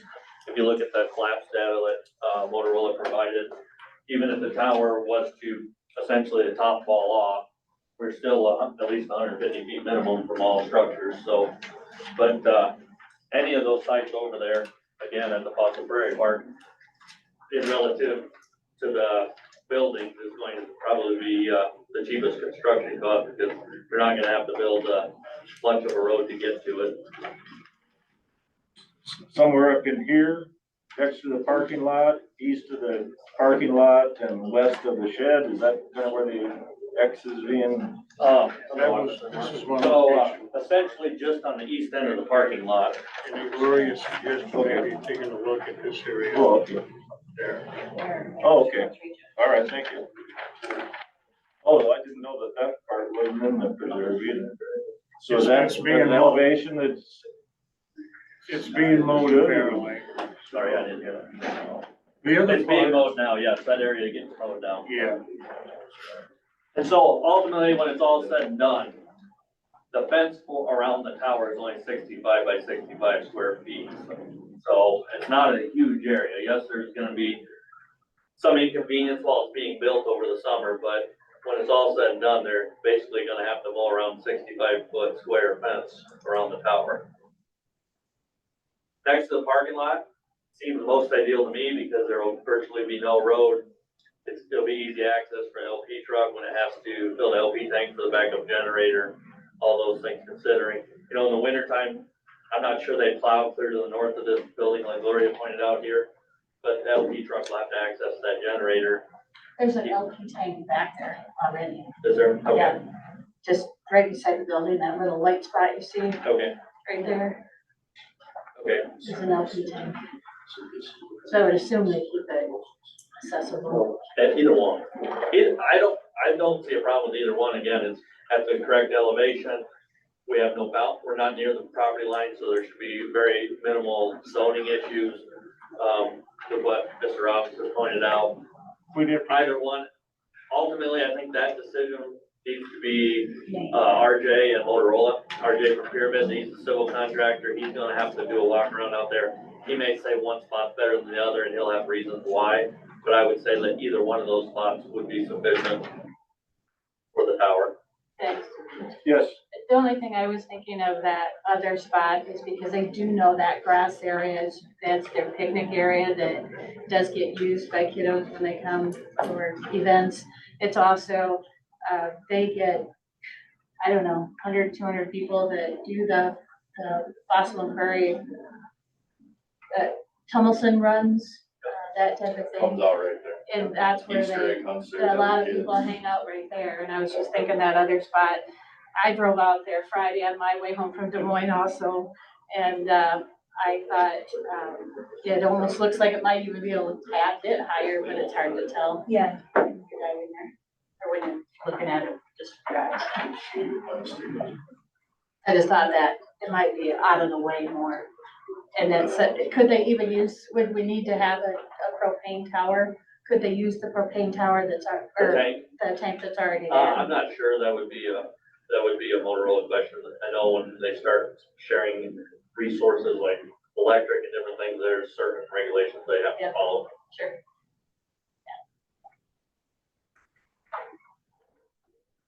Lynn, do you have any thoughts on that? Yeah, it's excuse me, it's recommended that you don't do that. What you try to do is you try to keep your tower and your emergency equipment separate, right? So you can monitor the level of gas in the tanks. So we would not recommend that you share fuel tanks with another building or entity. I see on the screen that John Robbins from Nyakog is probably listening to this. John, we're talking about the site on the county-owned Fossil and Prairie Center. Are there any zoning issues regarding that? What is the zoning of that site? Does that present any issues regarding the future development of this tower there? Hi, can you hear me? Yes, we can. So as far as the zoning district is concerned, I would probably defer to Jen or Jeff on what the exact district. I would guess it's an agriculturally zoned property. Is that right, Jen? Yes. Okay, so if you're doing it on an existing parcel like the Fossil and Prairie sites, I mean, you'd have to consider setbacks, of course. Assuming it meets setbacks, you wouldn't have to worry about any variances. You wouldn't have to worry about any subdivision implications due to it being an existing parcel. But you would still have to go through the conditional use permit process. And so you saw in my report kind of some of the considerations that would go into that, and your zoning department would review all those and those sorts of things. Thank you. You're welcome. Karen, I just have one comment. I think we're talking about a $5.2 million project here. Is that what we're talking about? No, 4.5. The bond issue was for $5 million. Okay. So, and I don't want to speculate on what property might cost, but done some math myself. It's a pretty small percentage to, I'm not buying into it's cheaper to use the county existing property. It's really a drop in the bucket compared to the total price tag. We don't know because we never talked price with Schaefer. So is that what you're talking about, Jim? Yeah, and I don't want to get into that either, but in my estimation. It was a small footprint of property, and but we never talked about a dollar offer or dollar value of that. So Chair recognizes Ben Chadsfield. I think, and Dennis was there as well when we talked to Mr. Slater about potentially how much we would need. It is my understanding that day that Mr. Slater is not in favor of selling unless we can put it on a certain spot of his parcel as well. So depending on zoning, setbacks, all that stuff, if it pushes that tower out away from the road or away from the east boundary of his property into the field farther, I don't think he's in favor of selling. So that's where the variance and all that stuff came along, is to see if that could even be done. So that's why you saw an application for a variance. Didn't go in the right process, but that's what it was for, is to, before the county discussed the property, even seeing if it was a viable option, so. One more comment. Yes, go ahead. When we ended our meeting over to the Fossil Park, Adam Sears was there. And as people were going out for the wind turbine, I think it was, when we were talking, it was, he brought up another location that he had in mind, and I wish he was on the phone or something to talk about it, but I think it was further back, which would be more infrastructure to get it in and out, you know, your road, your wires and all that, but Jason, maybe could, Jason and I talked about that one. That would be, there's that easement next to the Cervantes property. You're not gonna see it on here, oh, but it would be going back to county property. You know what I'm talking about? We go back to county property and electrical. So basically, Auditor Carr said that there's an easement that runs all the way back there, but that would be through Mr. Schlater's existing field already.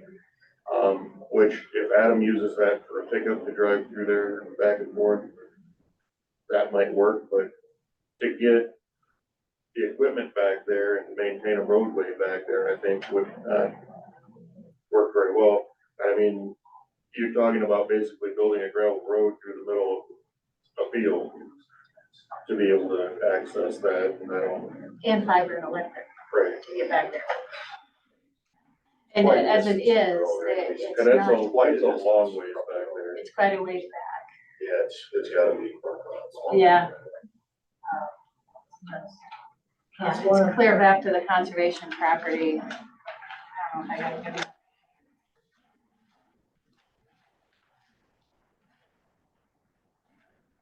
But even, there is no road there, and Adam said that, if there's corn planted there, they don't go back there.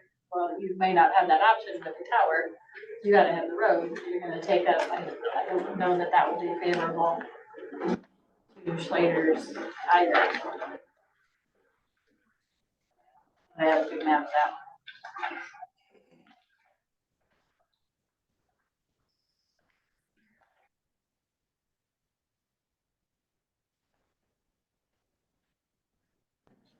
So for the purposes of this meeting, it was a discussion regarding the location of the tower. And now we've got a on county-owned property site being proposed. What would be the next step in developing that proposal? Just an agreement or an understanding, or have Motorola come up and look at the site, develop where that exactly would be best to be positioned? So I think because there's potentially two spots at the Plaza Prairie Park that we've identified here, I think the next step would be have RJ from Pyramid come back up here and do a sidewalk with me. And I'm sure Len would want to come as well from Motorola. And then probably Adam needs to be in on that. And certainly someone from the Fossil Prairie or the Conservation Board be involved in that as well, at least. Or so the next step is for them to try to get up here as soon as possible and do a sidewalk. The weather's good, there's no snow. I think they need to try to get it scheduled back here and take a look at this site. all right, is that the consensus how to move forward here? All right, sure. Any further discussion on the item? Thank you for the input. Thank you, Len. Nothing further, we'll move on. All right, thank you. And we have with us the Tim Fox. And I want to thank Tim for sitting through this most interesting Board of Supervisors meeting. Appreciate you being here. We're talking about a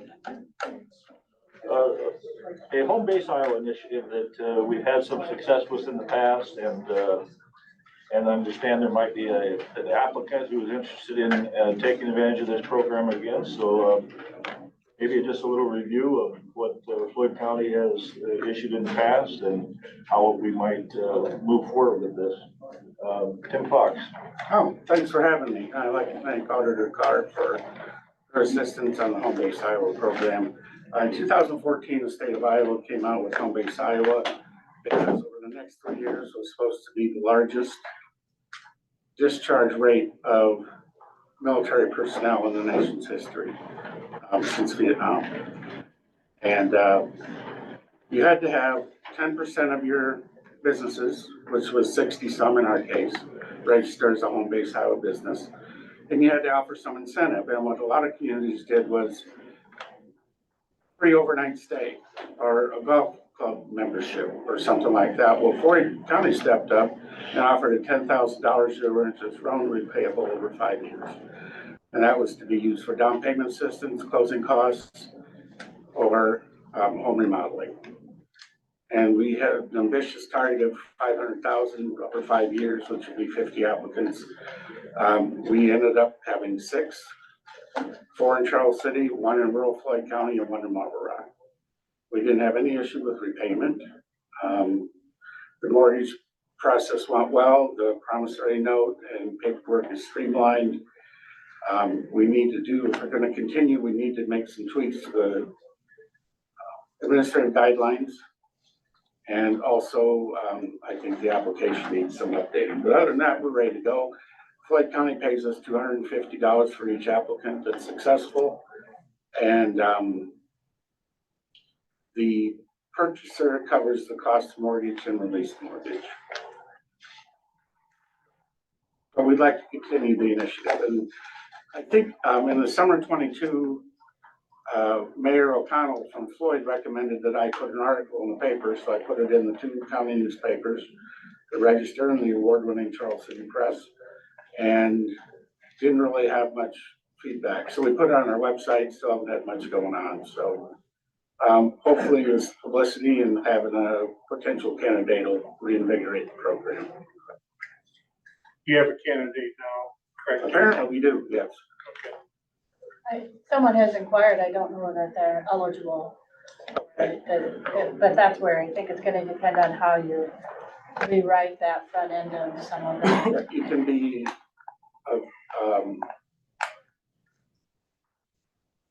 discharged veteran with a DD 214, current service, spouse of an deceased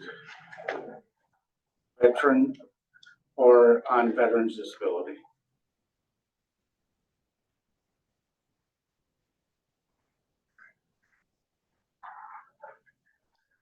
So was it the last time this was updated was in 2014, is that right? The last applicant we had was 2018.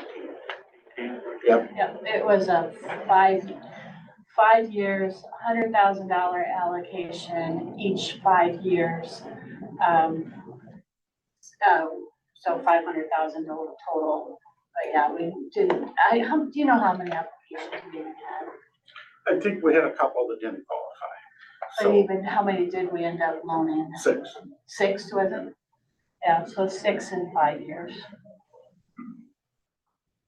Tim, did you say you're working with, not sure you're, Veterans Affairs Officer here? No. Would that be someplace to, reach out? Absolutely. Todd had called me and asked me if we still had this loan program. So he's aware of it? Yeah.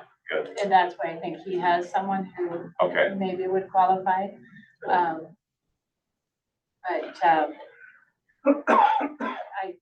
This definitely needs to be reworded, and I don't know how you want to reword it. Sure. Just the beginning of it, because, you know, the intent was people coming back, as Tim said, coming back from service. Well, I don't know that that's, I don't know if this needs to be changed.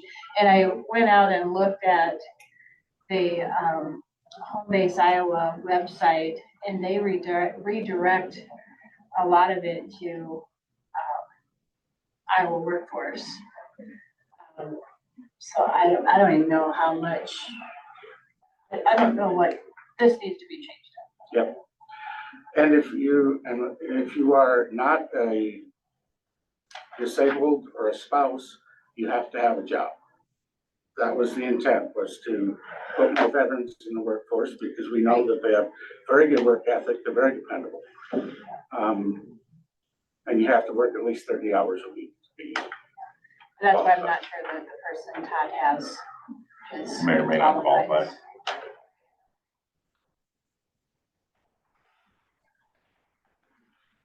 But if you're a veteran and you're retired, then I guess that's, we'd have to look at that and see, but I think that we would probably allow that. So I need to rewrite the guidelines specifying that. Yeah, I think that might be the situation, but I don't know. Todd hasn't gotten back to me if that's a message. Well, we're just trying to help the veterans and give them the recognition that they're due. Yeah. You know, we had kind of ran this as an economic development thing to draw people here and get improvements to houses and, you know, with military exemptions, I don't know if you call it an economic development anymore because of the exemptions for military that they didn't have back in 2014 or 5 years after that even. So I think that's maybe something to look into also, if we call it economic development. Oh, I think you'd want to call it economic development. I think that's what our goal is, to attract and retain, and it's certainly a lot better than a free round of golf. And it adds to our property tax base essentially as well.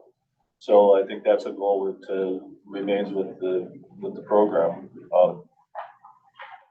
But I see glad to bring it forward to us, and think we should continue to participate. Yeah. Do we have to take any action on it? Well, we're having some of the rewrite of the policy a little bit, take a look at it, how much the supervisors, there's language in there that says the Floyd County supervisors will allocate $100,000 a year toward this program. Is generally, if, you know, it's not that it's all going to be used, but need to think about that in light of our current budget and in the past 6 years that we've had in place, and probably a little over what we actually would most likely use. And it sounds like we have one applicant. We're talking about $10,000. So maybe you could look at that number, the $100,000 number. And you could change the language to something like a lower number. And if that number is attained, we could review it on an as needed basis. It just allows some flexibility. Yeah, it's just like, we're talking about $100,000, a lot of money in our budget. Especially if hitting 1 year. It's not, we're saying that, you know, if we say that, if we're gonna allocate that and we get 10 applications, we're gonna do it. So probably should think about that language just a little bit. Okay. Plan, I believe. Yep. All right, thanks for your support. Thank you. And do you want to massage any of that front part, or do you? What's that? Do you want him to kind of work on massaging this front part? Or? I'll take care of it. Okay. Yeah. But I did want to ask one other thing too. Go ahead. So you said that you guys were ended up being the deed holder or the mortgage holder. Yes. Is there any concern with that, since we're the ones putting the money out there, that we shouldn't be the deed holder? There was a reason at the time why Floyd County did not want to be the mortgage. Okay. Mortgage holder. And I cannot recall what that was, I'm sorry. You and I need to talk. Okay. All right. All right, next item.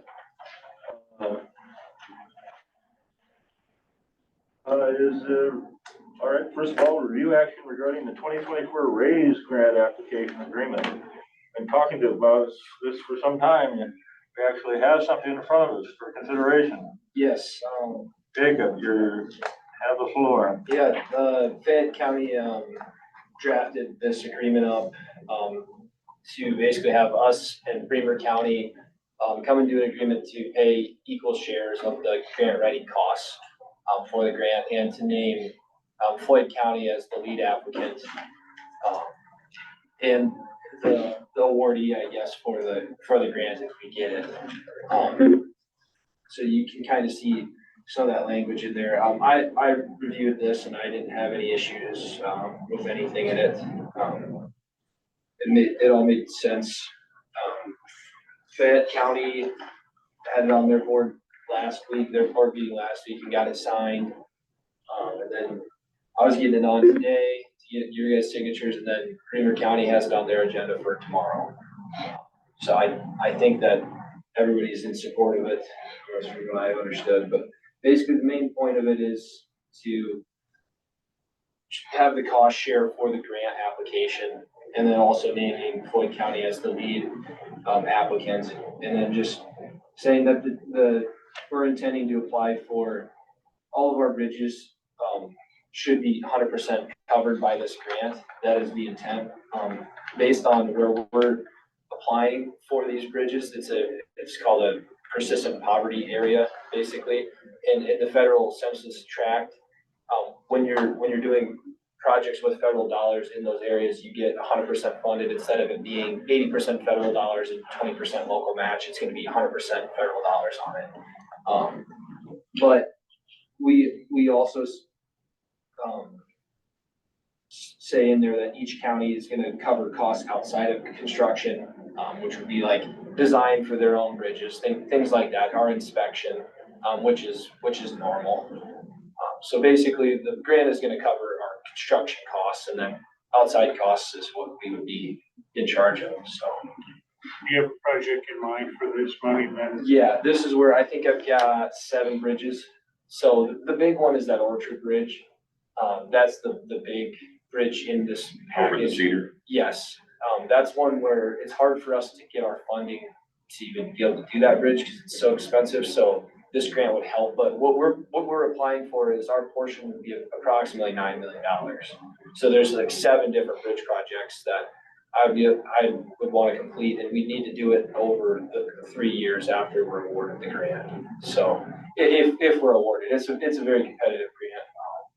But I think we have a good position to have a good shot at it. Joe Fons, who's the Fayette County Engineers, has a lot of experience with grants, and I'm learning from him, and he's been sharing, strategies to try to earn points in these grant considerations. And I think we have a good shot, but I've not done a lot of this before, so Joel feels pretty confident in it, I guess. Sounds very good. Yeah. Any questions for Jacob? Yes. One that's vaguely related to this. You brought up the Orchard Bridge. Yes. If and when that gets replaced, how wide would that be? I think our normal standard is it's either 30 foot wide or 30.5 foot wide. So we usually don't, we want to widen it. That's another thing, I guess, that helps too with the grants is if your bridge width is wide enough, it actually counts as being able to be used by pedestrians or bicyclists. So our standard is, I think, 30 foot wide is what we usually do. So Okay.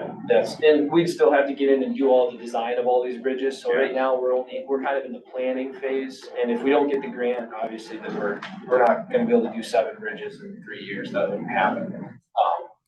But the Orchard Bridge is kind of one that's on the list of the ones we need to accomplish and will be very expensive to do. So yeah, there is a map included at the end of the PDF after the signature page that kind of shows where the bridge locations are. So you can see, kind of see where everyone's bridges are and kind of how they're doing it. So like Fayette County, they're doing more bridges than the rest of us, but they're doing a lot more. They're doing smaller things. They're replacing some culverts and some things like that. So lower dollar amount, projects. And Bremer County is doing, more similar to what I was proposing with, doing more bigger bridges that are harder to fund.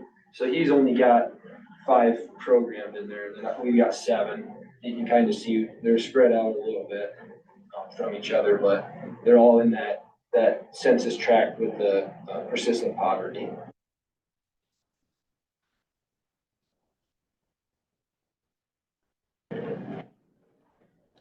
Further questions, comments? I don't.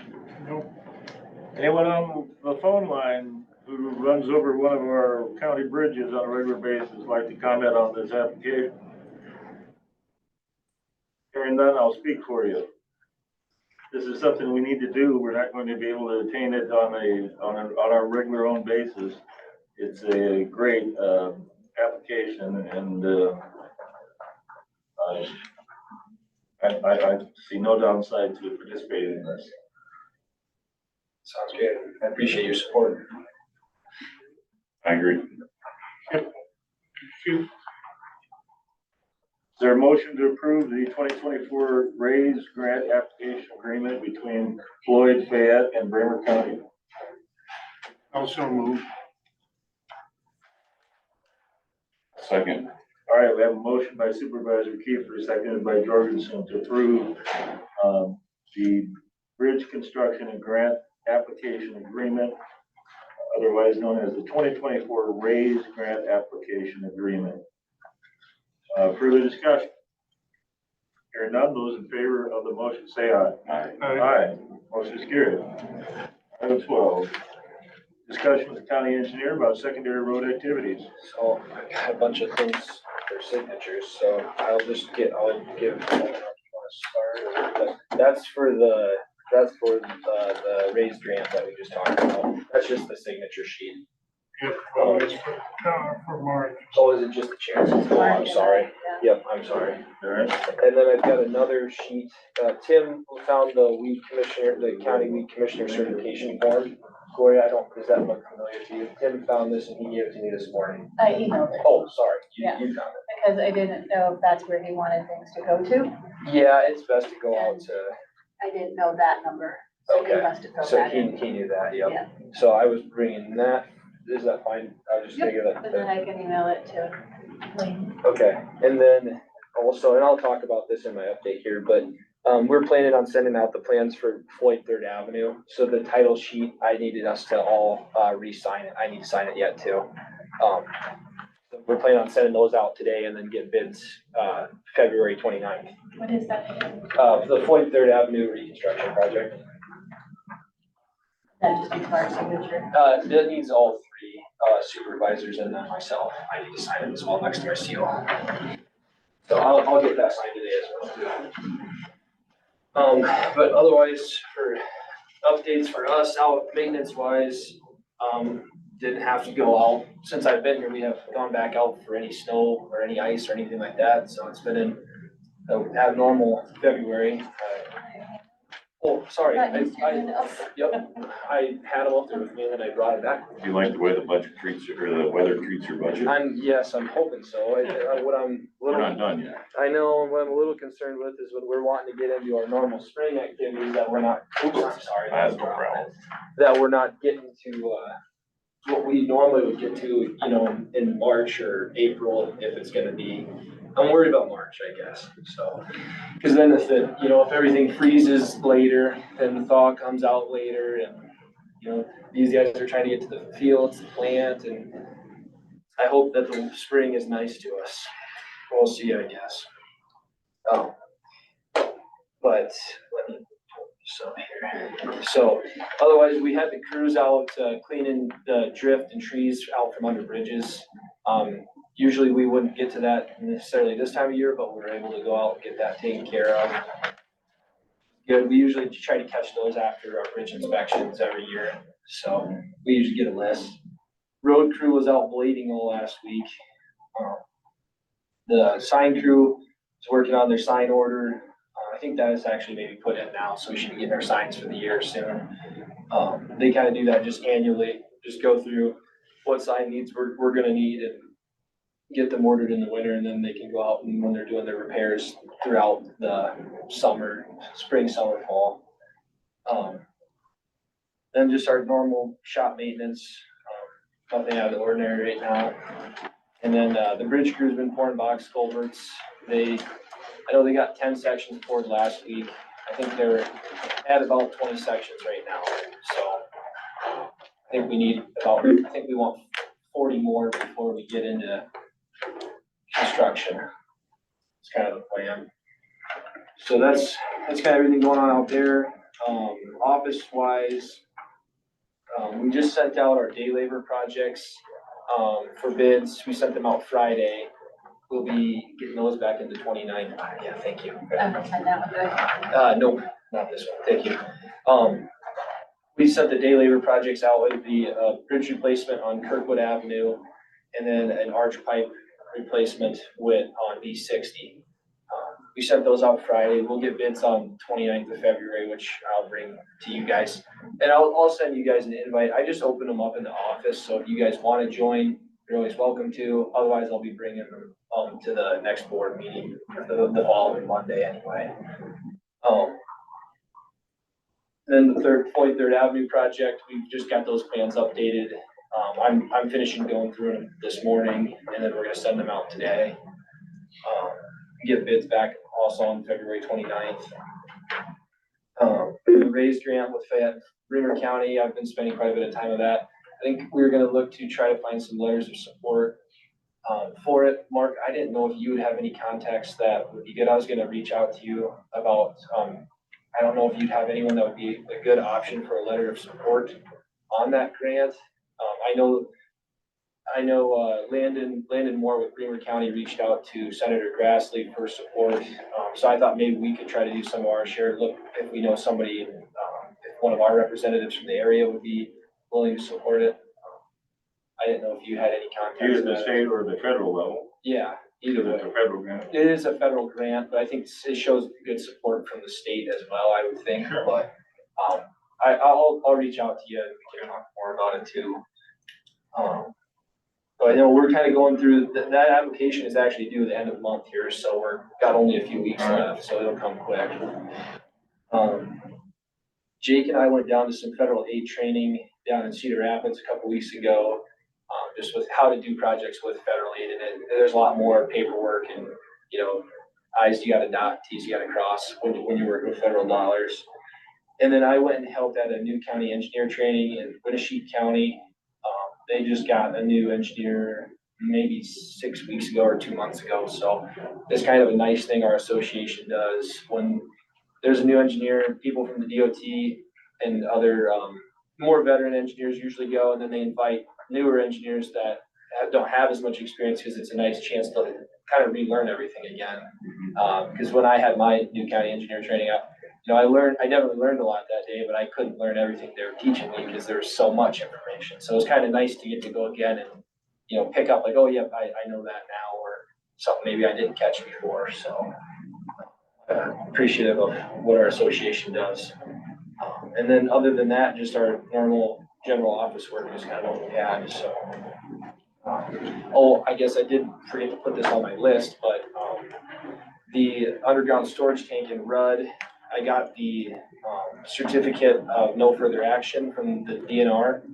And so I got that recorded on Friday and I got it sent back to the DNR. So I think that's all good in good shape. I haven't heard anything more from the DNR. So I know Gloria, I think was it Larson's were reaching out, wondering if it was completed. Yeah, I don't know if anybody talked to Larson about not paying his rent last year. Oh, yeah, I forgot you had said that. About what? He didn't pay the rent on that building all last year. I haven't. But he wants to acquire the property, but he still hasn't paid rent for, it's $25 a month. I think it is, something like that. Yes. If he hasn't $300. paid $300 a year. Yeah, yep. I believe that should be good to go now. So unless I hear something different from the DNR, but I believe it's all completed. So all the documents are recorded and should be good. I don't know if one of you wants to talk to Todd about that payment and getting that deed, an offer from them. You just, I'm sure Todd would be the go-to on that, but do we just entertain, just go to them, or do we put it in the paper? You'd have to do notice of public hearing. Yeah. Disposition of property. Okay.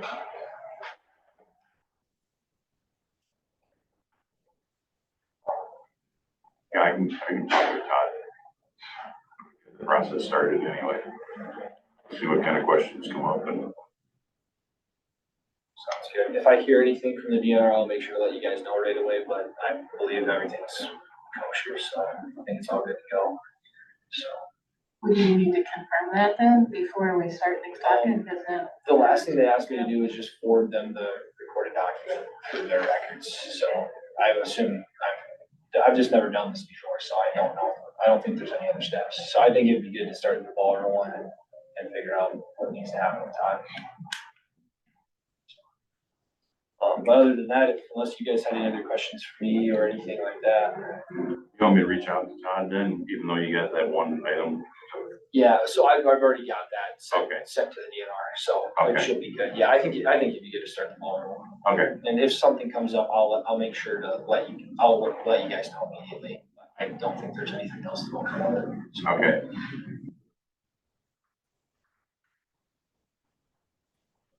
All right. All right, well, thank you guys. Thank you, Jerry. Yeah, thank you. Oh, can I grab that, Yeah. signature sheet? I gotta get that over to Landon so he can have that for his board. Did you hand it over then? Well, the only one I signed. I Okay, haven't we got signed it yet. we did. Oh, okay. Where's it at?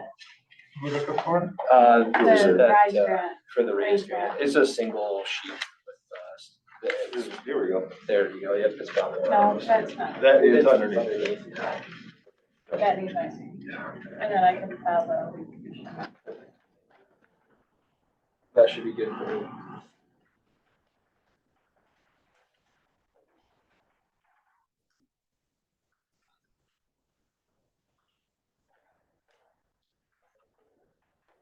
Find a 10-minute break. We're good. Next time. Sure. Yeah. Yeah, I was getting a cramp there. I see. I'll make sure to. All right. Time for me to move too. We're gonna take Whatever. okay, 10-minute break and we'll, reconvene the meeting at, 11:35, where we take up budget issues. The, phone call line will just remain open during that time.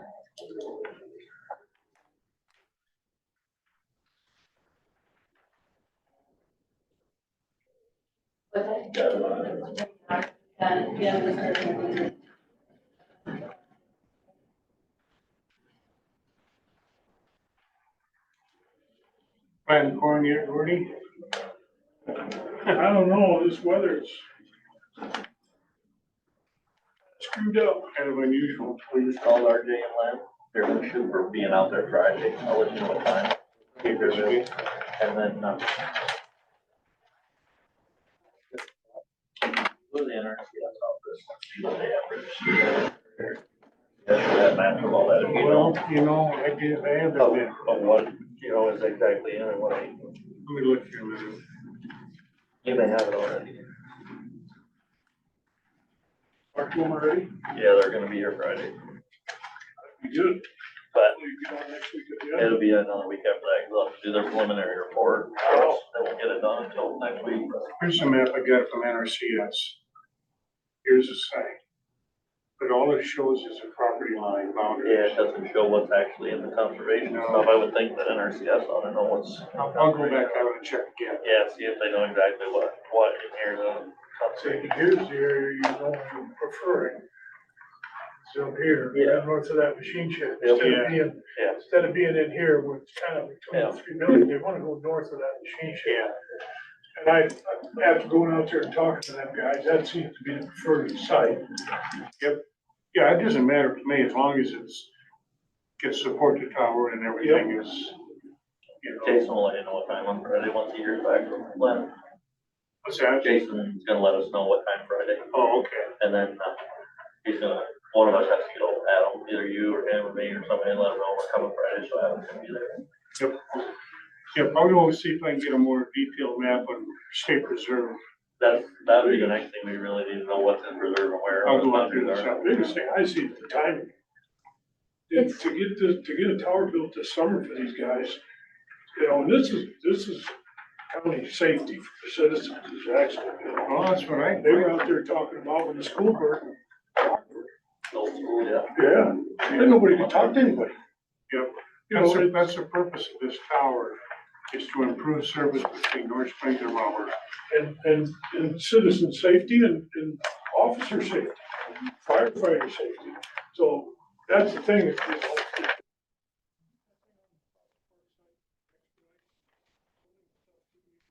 Yes, the summer. Yep, that's the plan. Thanks, Brody. Yeah, I'm gonna go. It's too nice, the sun's shining, I got stuff I gotta do, you guys see. Go drive a truck. Yeah, I gotta do that too.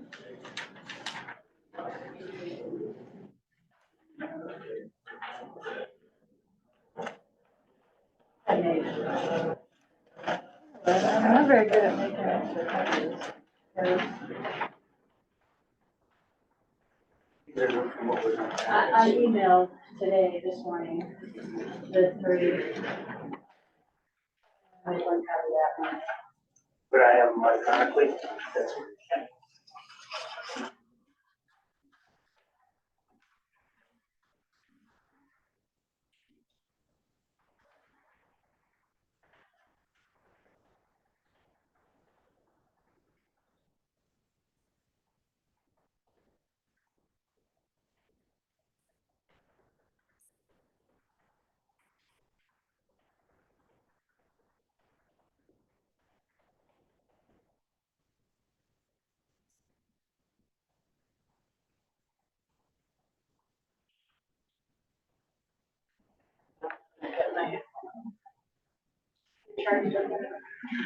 You got charged. Thank you, Yep, okay. can use it. I'll use yours rather than run up and get mine. Thank you. Just have Bernie order me a spare. Down here. Sure, I thought maybe tonight, behind them.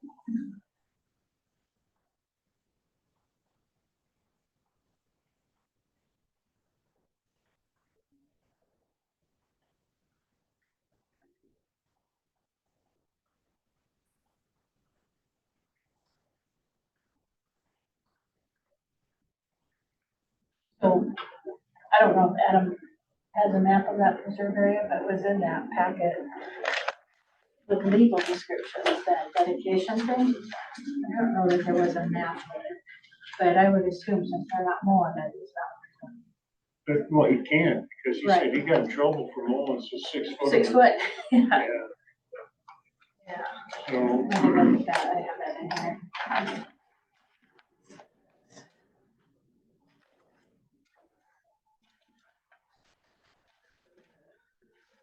I think it's just probably the description that I remember.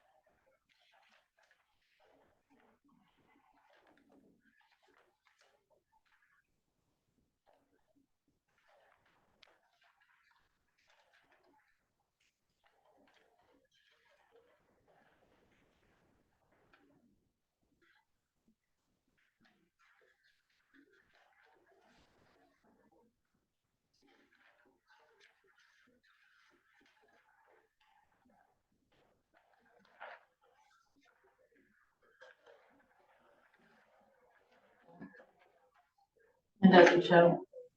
Just had that, you can't tell where it is from that, but it's got all the legal descriptions. I don't know if Adam would be able to draw those out of that, but I probably have them all.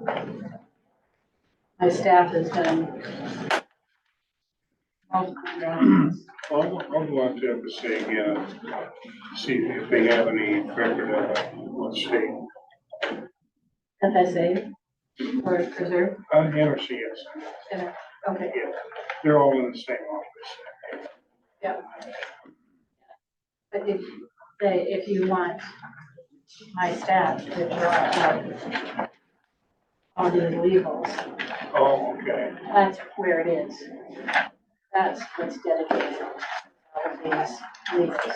Can I get a copy of that? You should have that from your packet from your work. Okay. Would have been in From the, time for today. would have been the meeting we had on the 29th of Rockford. I think I do get that somewhere at home. It should be in the packet.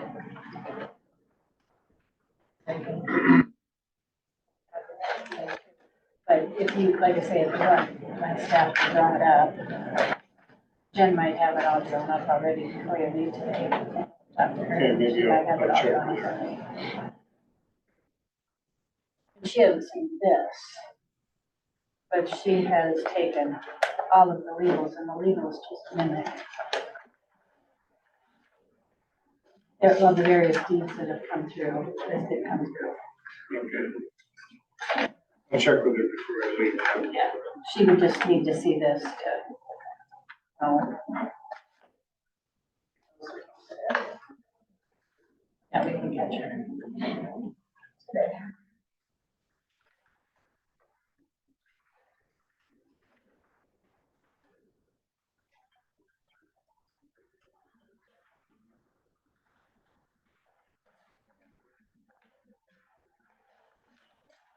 Got one of these. Yep, or Need 2 claims to sign. I am gonna take it home. He won't like that.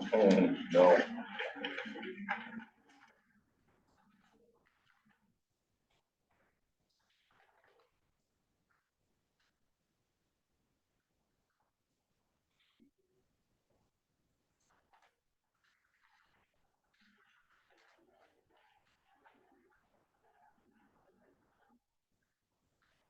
Yep.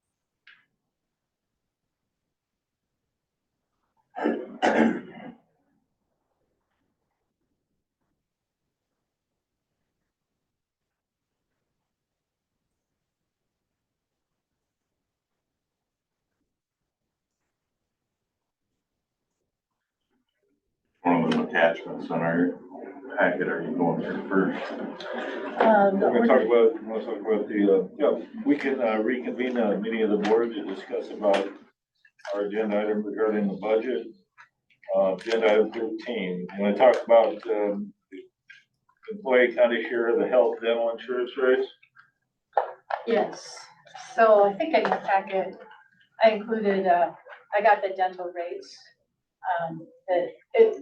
All of these attachments plus the dental rates are in your packet that I emailed this morning.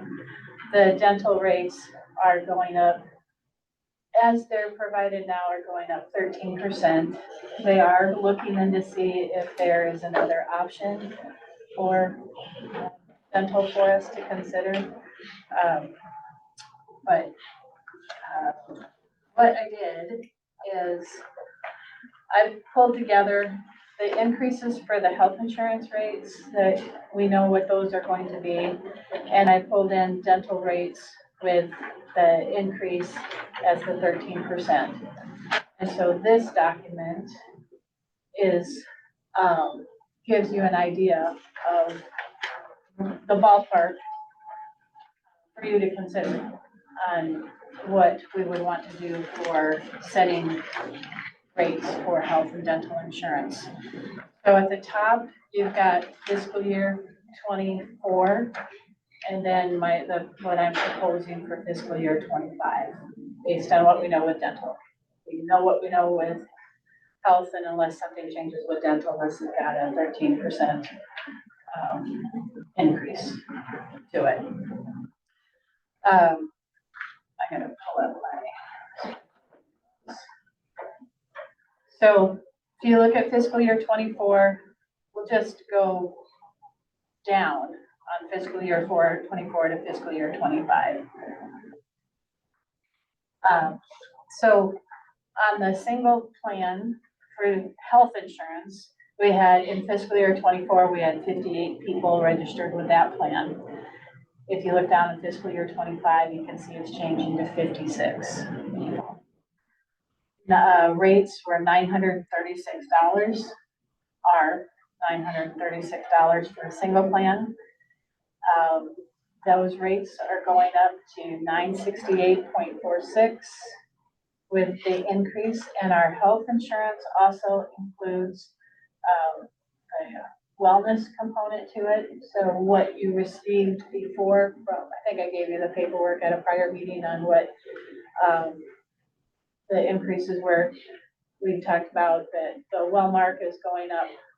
Wellmark's going up 4%, but EBS and IGHCP's fees are staying the same. But then we throw our wellness component in there.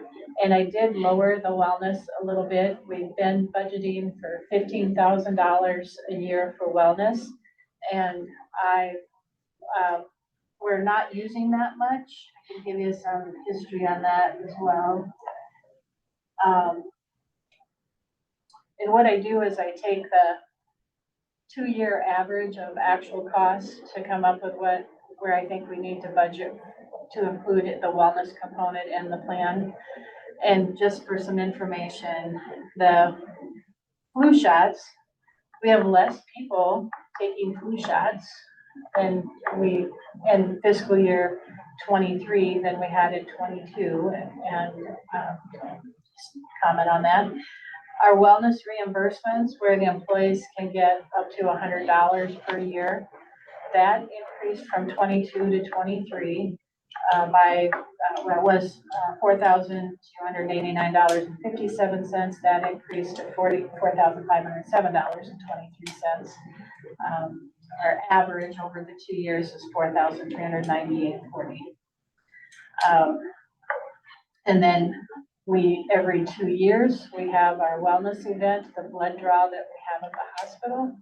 And that is, in fiscal year 22, that cost $6,355.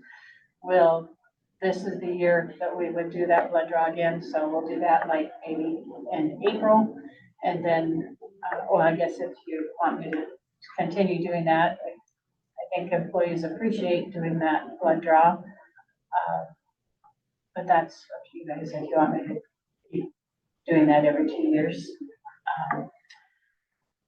And so anyway, total cost in fiscal year 22 were $11,295. Total cost in fiscal year 23 were $5,037. Total $16,332. I'm rounding numbers. And so the average cost is $8,165.93. So last week I went to the IGHCP meetings, and I served for this last year on the wellness committee for IGHCP. And we've got some ideas for that I'd like to talk with our risk management committee. That committee hasn't met for a while, but we've always been trying to figure out how can we push healthy initiatives at low, what we came up with our committee, we came up with, we call them bronze, silver, and gold, where there's little to no cost for different activities that you can do. And, you know, some have, some cities and counties in our pool are, you know, we'll put a little like, they had, one city had a maintain no gain, from, just they weigh before Thanksgiving and then they weigh after New Year's, just to see if the employees are, you know, consciously watching what they eat during those holiday seasons. And if they've lost, they have like a $25 benefit that they'll put in their paycheck. And so, and that city happens to do several things like water challenges or exercise challenges or things like that. And I'd like to see us, if we can get a little more aggressive and trying to engage people, and maybe we could even incorporate it into some of the activities of the association to help kind of encourage things rather than just the risk management committee. So that's why, again, those averages are $8,165.93. I expect this year's health insurance, or excuse me, the blood draw at the hospital will be higher than $6,355. We've got a little bit of a trend of our $100 reimbursements going up. So where we had budgeted the $15,000, I did reduce it a little bit to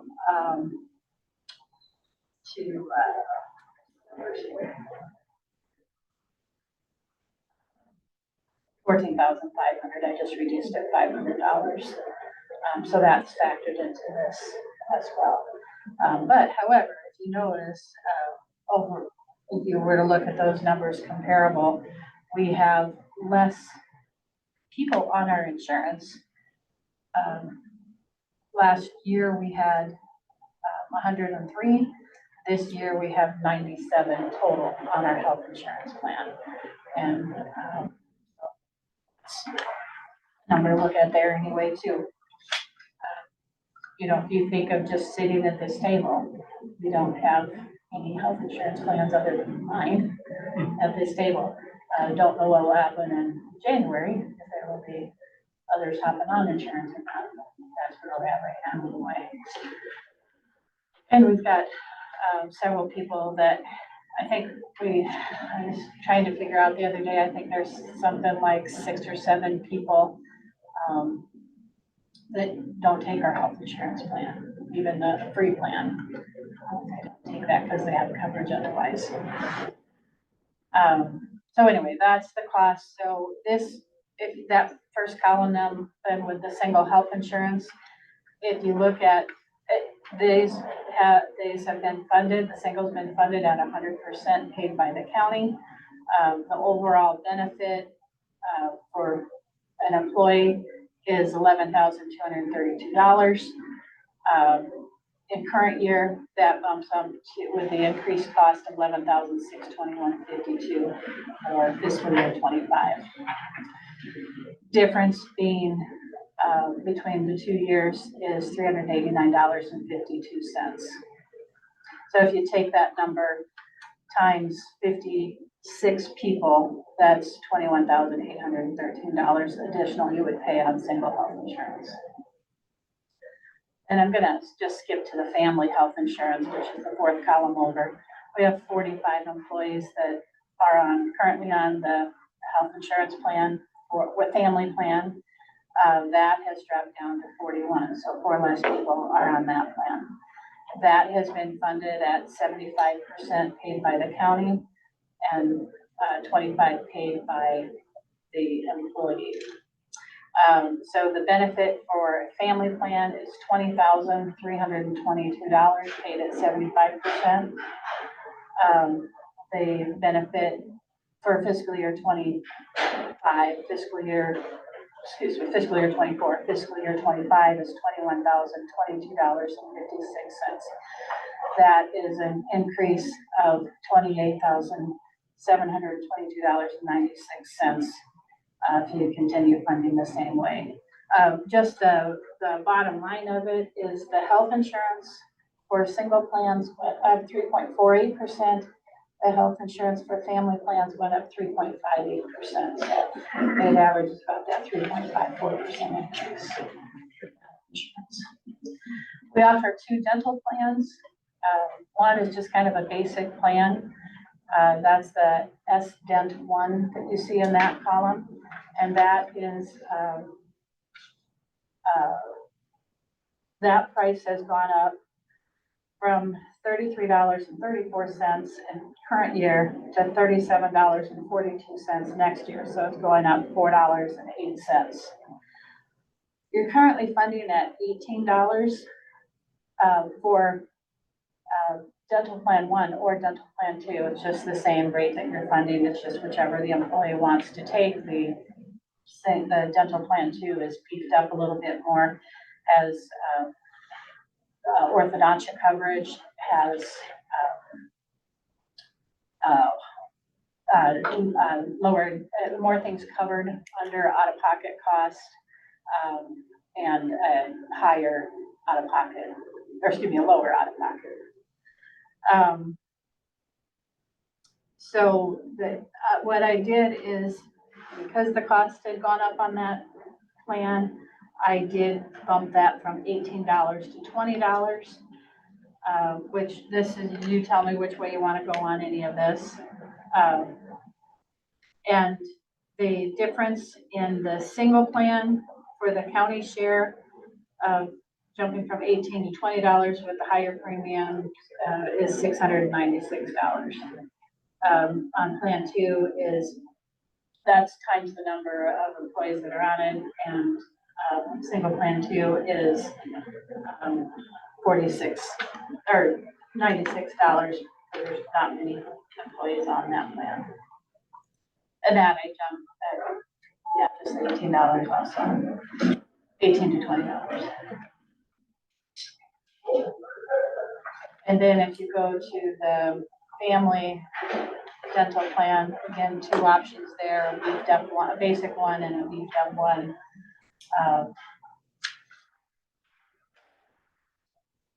That one is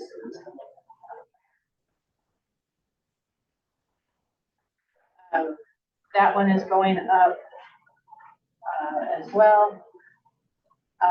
Current premium is $94. I've got that going up to $106. I put that up for your consideration, instead of funding just $54, absorbing some of that increase and absorbing $60 instead of $54 on both of those family plans. That difference is in the monthly premium. Is the premium is up $12 higher. It just splits that $6 and $6 on dental plan 1, and $6 and $10, $6 to the county and $10.40 to the employee on the plan 2.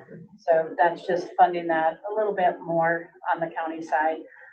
$2,880 for plan 1 is the difference, and $720 for plan 2, based on the numbers. You can see how those plan 1 went from 46 people to 40 families, I should say, and dental 2 went from 9, went up 1. One more person is on that plan than has been on that. So before I put any numbers in the budget, I thought I'd just kind of ask your consideration on that increase would be $54,928, and that's going to be some over.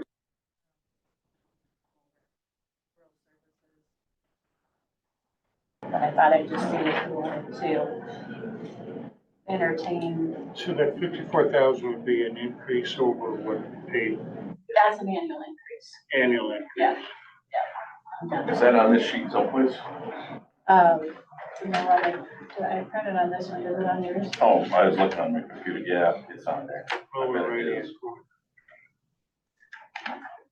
Yep, I see it. It just was not, Oh, I might not have. I was watching on the computer. Yeah. Okay.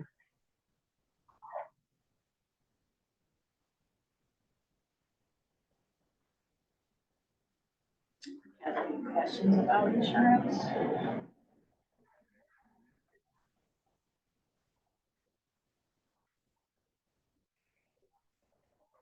So I do have a question. This was brought up by a citizen and it's a little off topic, but not entirely. Getting back to the AMR and EMS, they had to take a baby to Iowa City by ambulance and the ride was $6,000. Father had health insurance to, I think, United Healthcare, but AMR was not in their network. AMR doesn't, I don't know that any ambulances network or AMR doesn't network with any insurance. Nobody. Nobody. Okay. That was Walmart. Did they have a cost?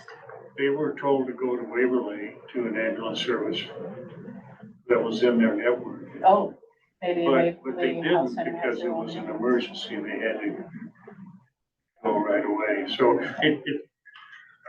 So- this is in, or Was that prior to January?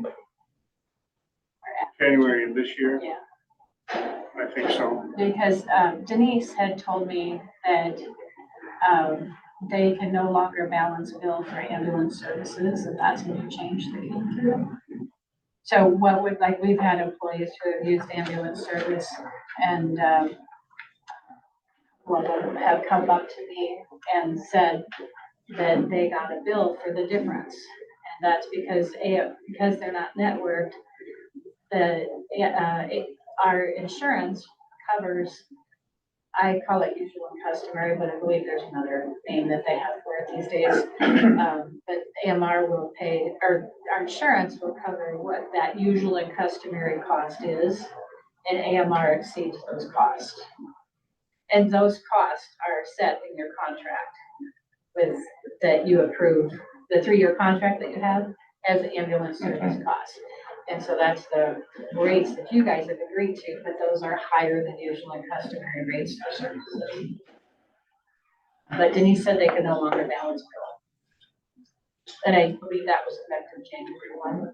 She will be here the 21st for your meeting to talk about the plans here. So the ambulance service AMR is not in any health insurance network. So I understand they don't network with anyone. They don't have to, for just the reason you said. If we're gonna use it without networking. Why do they need to network it to do a low cost? Well, this family had coverage, but their AMR wasn't in their network and Right. would only pay a portion of the ambulance ride instead of the whole thing. Usually it's a portion, I believe. Yep. It's I shouldn't say, but it seems like it's never zero if you have coverage. If you Yeah, have, well, you may have, you're gonna satisfy your deductible and your out of pocket, but AMR still charges higher than what then what they, is the standard rate that they see with other claims that come through. yeah, And I'm talking Wellmark sees with other claims that come through. And so they have a limit on how much the insurance company will pay. And because AMR doesn't negotiate with Wellmark, the prior to January 1 is my understanding, that they would balance bill. We had, some of you remember Jan Strike that worked for the county, Great Strike works for the secretary. Well, she had fallen into that fire and ambulance took her, and that was like a $500 and some to take her to Waterloo above what the insurance covered at that time. Because she passed away from it, we were able to get AMR to wipe it off. But had another employee that broke their leg and the ambulance came several years ago, and that ambulance took her to Waterloo, and cost was higher, and the employee had to pay that difference. I was just curious why they weren't in the network and that they aren't in any of them, and there's a reason for it, but I guess maybe I don't understand why not. Well, Because they- because they don't have to. Because they can. There's no competition. Yeah, but- We have some dentists who don't have, like, well, he sold his business, but, Dr. Grimm, as a dentist, would never negotiate, had bad experience with insurance, and he never negotiated, and, employees would have balance billing on that as well. But good question for Denise, but I believe it's January 1 that they can no longer balance bills, so if they had that service after January 1, shouldn't have been an issue, but prior. Yeah, this may have been after the first of the year, I guess, I'm not sure. But, anyway, the family ended up paying half of the $6,000 and just for the ambulance, right? Yep, but again, you guys negotiate those rates when you do that contract, and you're negotiating a mileage rate.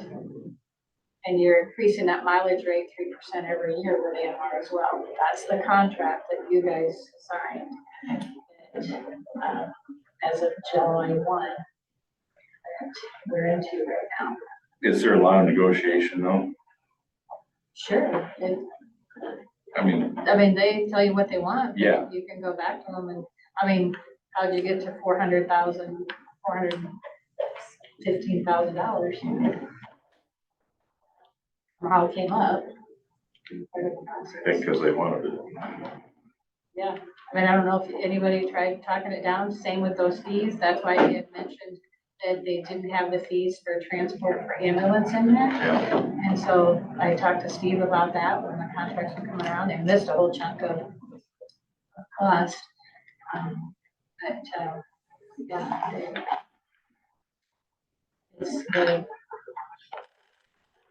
Okay, I didn't mean to get off track here. No, it's a good question. That's one of the controls that the insurance company has, that they can say, we believe that's out of line and we're not gonna pay it. So so think about that if you ever go to a municipal ambulance or you continue with another contract with AMR, that's who's paying those bills. There's that whole page and a half of services that are established. Might not hurt sometime to have, I don't know if Denise, maybe when she's here the 21st, we could ask her if that's something that she'd have any insight on what's usual and customary or whatever. Come on in, Todd. Hey, Todd. We got 2 o'clock, don't we? We're gonna be here for the 2 o'clock. What's it to? The Cedar Township. They're meeting with that property transfer, which I think your deed's fine. Oh, yeah, I wasn't planning on being here. They're just gonna sign the deed and do the transfer. Yeah, do you know the status of the other, deed that the other party signed? I'm assuming they signed it. I think I looked at it. Did you? Yeah. I That's have the been a while onsite ago. one. I looked at it a long time ago. What I would like to do is I'd like the new owners to sign an agreement. See, you have that. Yeah, that's why I didn't want it on the deed. I wanted it just to say, after they are the owners, just to sign something, say we acknowledge that the boundary is the survey, not the fence. Does Brad That would know be that? almost that simple of an agreement. Does Brad know that? Does Brad know that? I don't want Brad involved, Oh, because they're not his clients, I don't think. they're readers.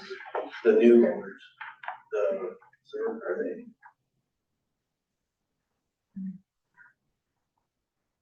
I don't think they're his clients. If they are, then he needs to be involved with it, just be the new owners. Because he's representing the sellers on that, so trust. Yeah. Craig Reader is the realtor for the other one. Well, yeah, he's an appraiser. Yeah, he's a realtor, has a realtor license, so. Well, if it's Fred, yeah, maybe Fred can. But he's probably representing the trust. He's the buyer, right? Okay. He's got the buyer. It doesn't need to be done today. It can be done. If it's Fred is the buyer, you just find out who represents the buyer, if it's Fred or somebody. So I know Fred well, I can reach out to her. Great. I got some other stuff to catch up with this sometime. Make it for that contract. That contract expires for the county attorney, that collection. Thank you. Yeah, didn't talk about that. Yeah, I mean, we're locked in. I don't know when it expires. We need to look at it, right? Yeah. Okay.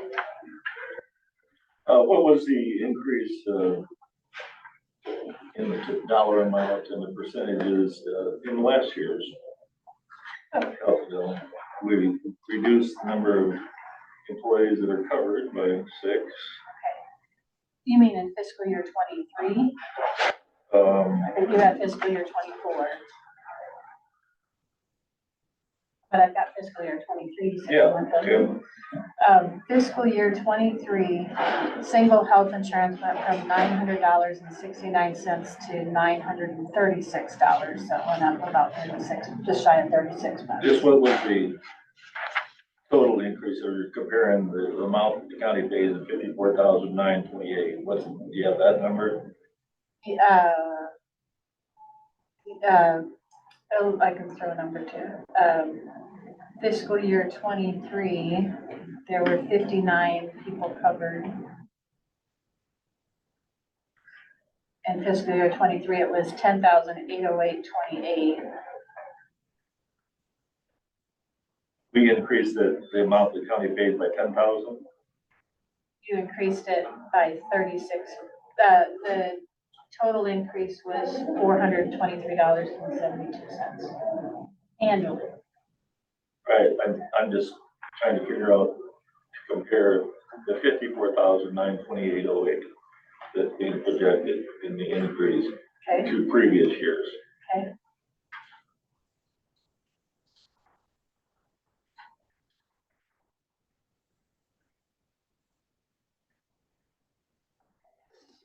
So, just want the increase.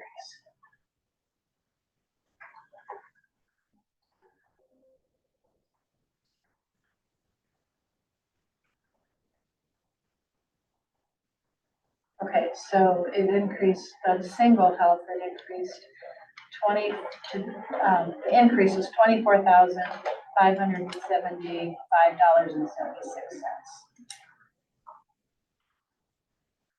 But that is the year that the increased,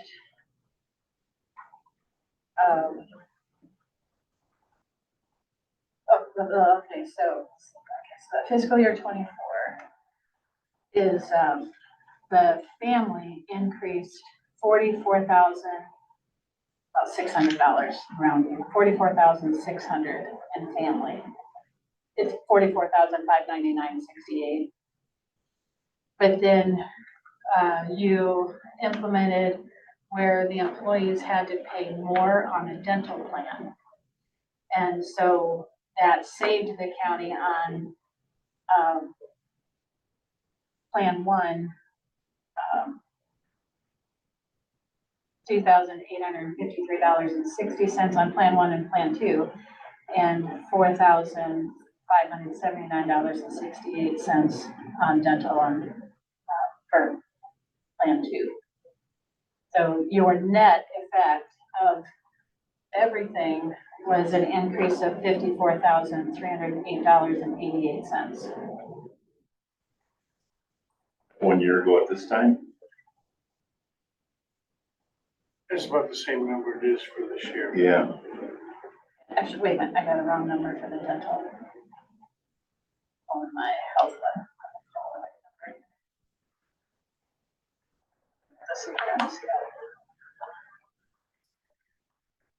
Okay,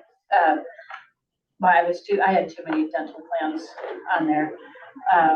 Your overall net, it was $34,603.20 for the family plan, health insurance plan. But then you saved money on all of the dental plans. your total cost annually was 53,163.36.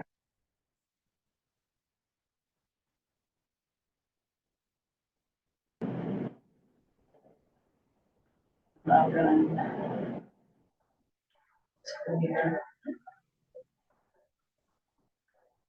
I don't have fiscal year 2 to run anything, but I have to go back to fiscal year 22. But your total increase in cost was 53,163.36 in fiscal year 24 compared to fiscal year 23. And so yes, this year at 54,928.08. So close to the same increase. So was the percentage of the premiums increases similar as well? And when? Was the percentage of the premium increased? Oh, yeah. Yeah, health insurance is only been going up, hasn't gone down. You decreased your cost on the dental though. Last year, current year, I should say. Because you had the employees pay more and the county paid less.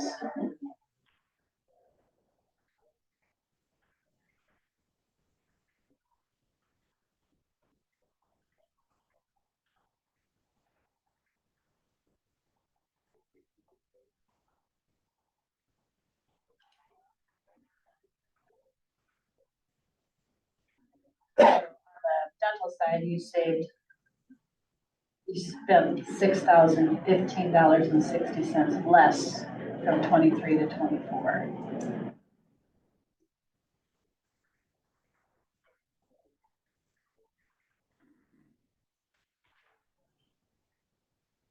Your health insurance alone between single and family went up 59,178.96.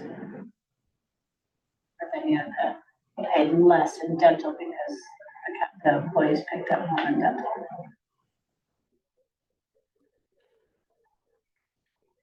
So the single person doesn't, is, right?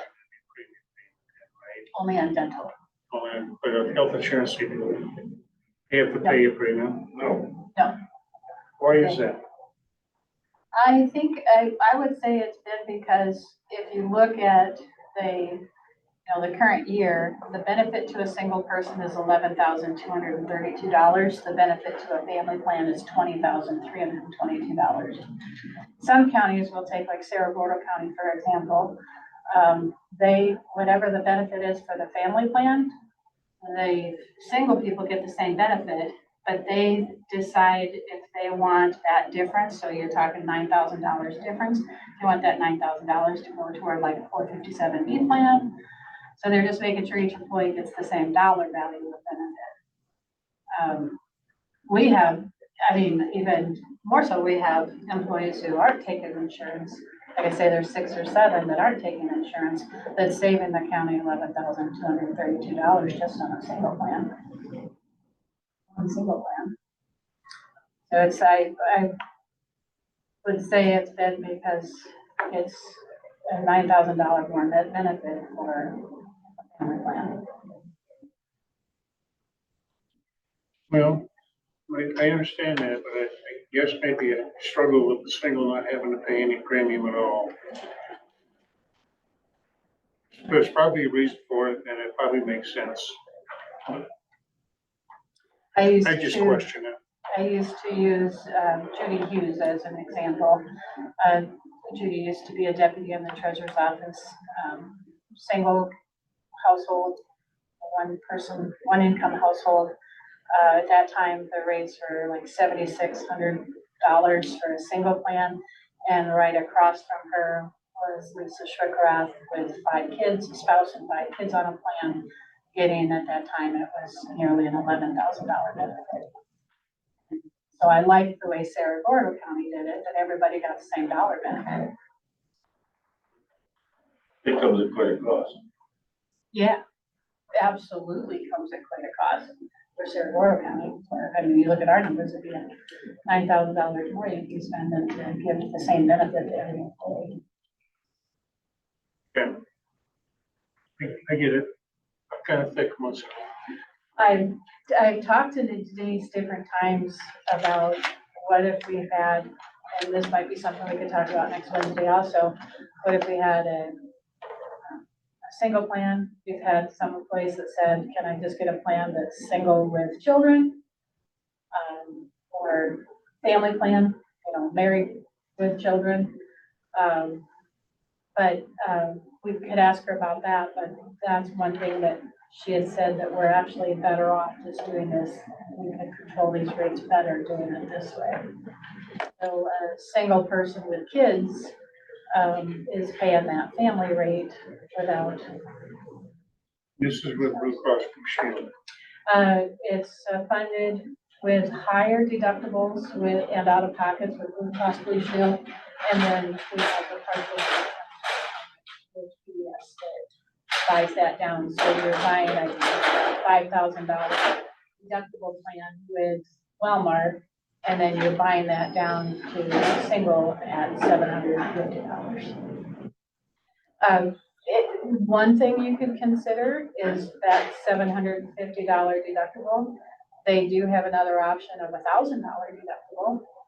So 1,000 single, 2,000 family.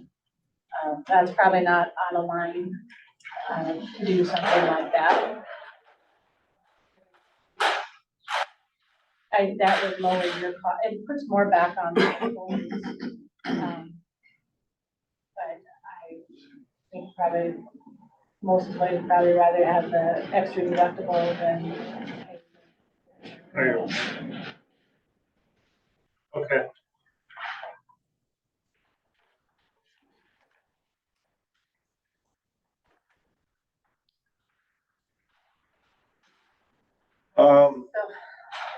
Is there anything further on the? Well, I will tell you, I did take, if you look at this sheet, I've thrown some numbers in here, but just for easy math, because I didn't get time to take what every employee has and whether they're supplemental or rural services fund. So I did take this supplemental dollar amount at the top part, the expenses, and I added just the whole $50,000, $54,928.08, just in this line item to increase the expenses across. But again, we would have sheriff's deputies, collection site, part of zoning, that would be paying out of rural services. So this is not it's not in rural services where that's where it would need to be. I just didn't have time to get the employees who are on those plans broken out of there. So you can see how throwing all of it in there, all that 54,000 in there, if you go over to the last column, we can reduce our levy rate there, and we can reduce it even more because, like I say, I've got rural service people in that number, but it's just to give you a picture of today where we're at. That's putting that $5,400 increase in there. The plans that we have today. So the 1.808 is what we had for current year for general supplemental. But we can talk more about that too. We'll go over those other expenses as well. But so actually, let's jump down here to this general fund one.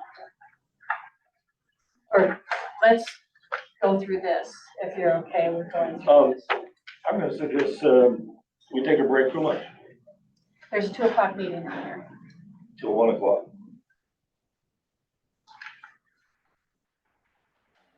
I think we could go through it fairly quickly.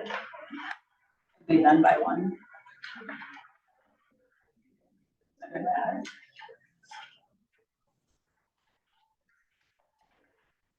What would the board like to do? I suffered a cramp earlier in the meeting. Once in a while, it's good to get up and walk around, and for general health, I do like to have a little food occasionally. But I don't care. What do you want to do? Can we be done in an hour if we come back by noon, or by 1, I mean? I just have to get ready, stuff ready for the 2 o'clock meeting Oh, with okay. the township. But that won't take me long. I think we can get through. The health insurance stuff was probably the longer part of the discussion. The rest, I think, I think it could be done in 30 minutes. Okay, what are you proposing we look at in the next half hour or so then? So I put all the numbers in from reductions that you did. And if you just want a quick glance at that, you can go to the last page. And you can see where the cuts are here.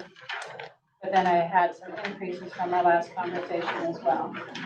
So if you take all of the comp, on page 17, if you take all of the elected officials with the 20% cut and the supervisor cut to 0 increase, that saved you $9,578.83. Okay, stop right there. So that's this column back here. No, last page. This page here, Mark. All right, I see it. Yep. And then reducing the auditor's clerk, the $1 an hour, plus I reduced Amanda's because of my wage being lower, that I don't allow her to get any more than what a deputy would get because she gets paid by the hour. So that's a $4,952.91 savings. The treasurer's deputy, reducing Jolene by the 20%, and this is all with FICA and IVERS included on it, so it's the whole package deal reduction. Jolene being reduced with FICA and IVERS is $1,289.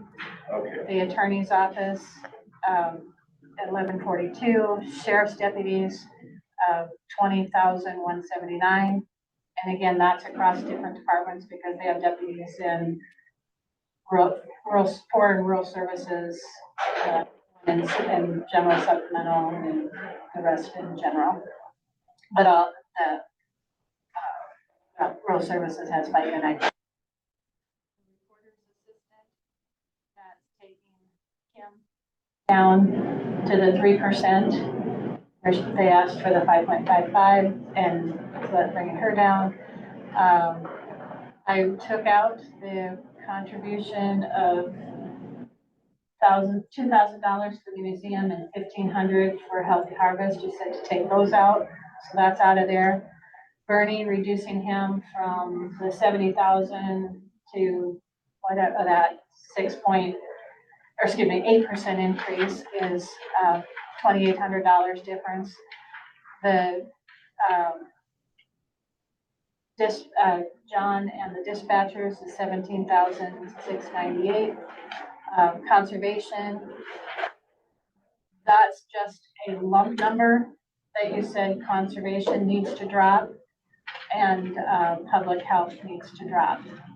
I have not received anything from those two, so what I did is I just took it all out of general fund and put a line item. If you go back to the last Department 22 and Department 39, I've added a line item with those numbers on them so that you're seeing the reduction. We just don't know where it's going to be yet.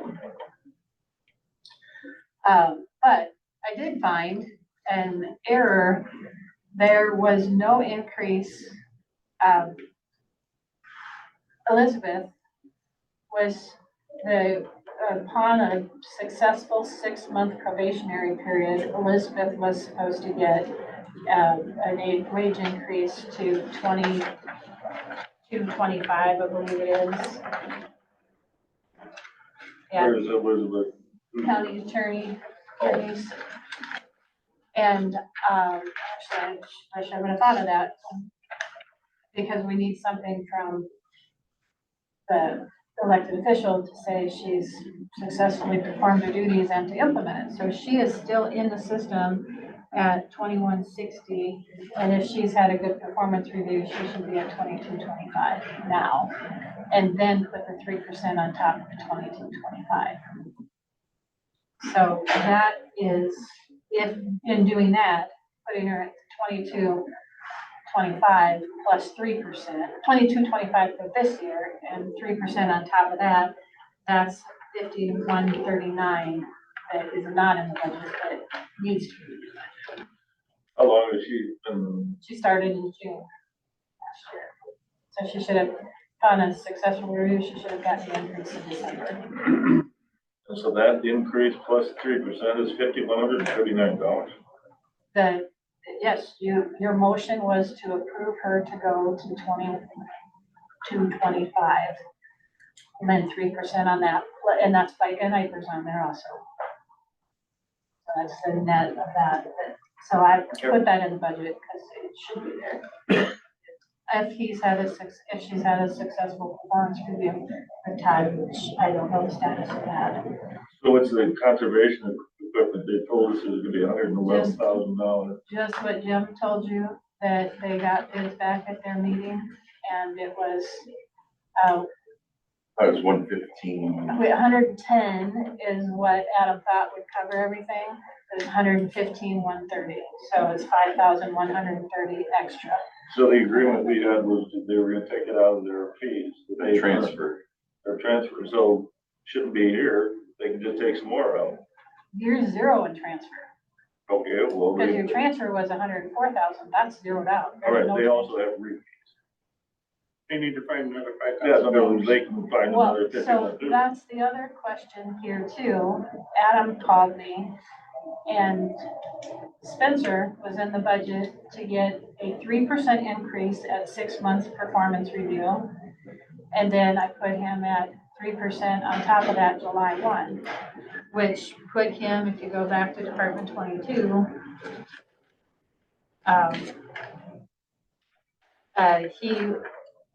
I have him at 50,940 July 1. But are you saying they just gave him 54,000 after a 6-month probationary period? I believe that's what the, Did you say anything about someone increasing that high I did. in 6 months? No, I didn't. Has free housing and free low utilities? I always thought the free housing was quite a benefit. I don't know how you want to do that, because that's gonna bring everything back up. If he's getting 54,000 after a 6-month probationary period, Said 54,000 start now or July 1st? I don't know what they approved at their meeting. It was, his 6-month review, so I assume that would be after 6 months of employment, which apparently is, he's into his 7th month by now, I'm assuming. Yeah, but dang, that's a huge increase in 6 months. Well, that's the way we handled that last year. We just said, we don't, they're autonomous in the fact they set their own wages. We went through that, we called them in, and they just took it out of the refund. So they still have money in the refund. Us, they deal with it the same way. He's at, And also deal with the increase in their, they keep finding out that the equipment gets higher price and that's fine, but the agreement was that that's gonna come out of their funds that they receive for fees. so is he getting 54,000 and they're planning 3% more? July Well, I 1? just, he just sent a text, I think, or a message today. Because that's going from $49,462 to 54,000 in 6 months. $5,000 raise. A little over $5,000. Or yeah, about that. Plus throw 3% on it, July.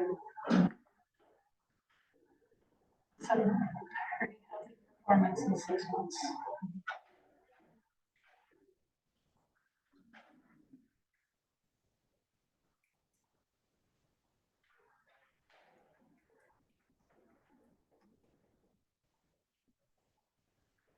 So in this email he sent, it doesn't clearly define it. At least in my mind, it doesn't, and you got it also, Dan Gloria. I don't have it. I had asked for it last week. when It's, I heard it. actually, everybody got it, all of us got it. It just came today.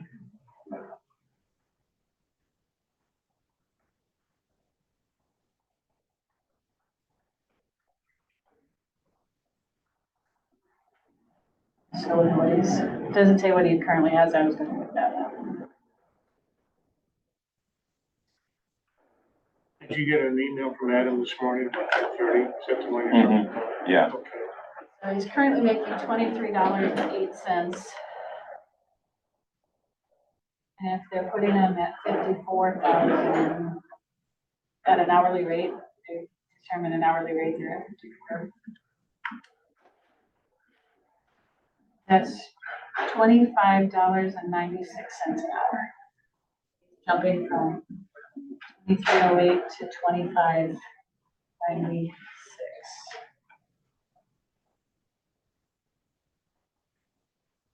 And then if you throw,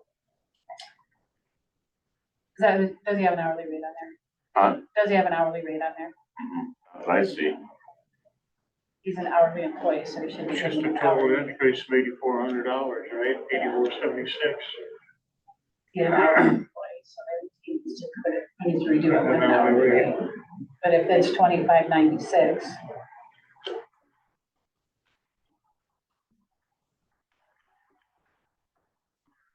This is a new employee that come up here from Southern Iowa, right? Yeah, the Knoxville. one lost his wife and this, Tyler's wife passed away. yeah, Spencer. and so he replaced, after. Tyler went down there, or the fellow that lost his wife moved down there, and this guy kept from down there. I believe so. Knoxville area, Yeah. should be. So when they discuss salaries with a new employee, do they pay bonuses or without? It was, I think apparently it was, in their plan, because remember last week I says, well, I'm going to see him, should we let him know? You said, well, yeah. So I did, and it was like, Adam knows the 3% that was talked about. because then when I told them that, they're like, well, we got that, that's kind of targeted, and he started moving some numbers around and stuff, and he said, we got about 2,000 instead of 8,000. He told me that he planned on giving Spencer, that before he hired Spencer, that he planned on giving him, bumping him up. What he told me last week. But that in less than 1 year, Spencer will have a 15.86% pay increase. Pretty high pay increase. That's pretty salty compared to those that are getting three. Three, or yeah. less. Once again, we don't control their salaries. Pardon me? Once again, we don't control their salaries. Right. The only thing you do control is the budget. But I No still, dollars. So, and you can only, so you really only have impact on this one time. And that's this.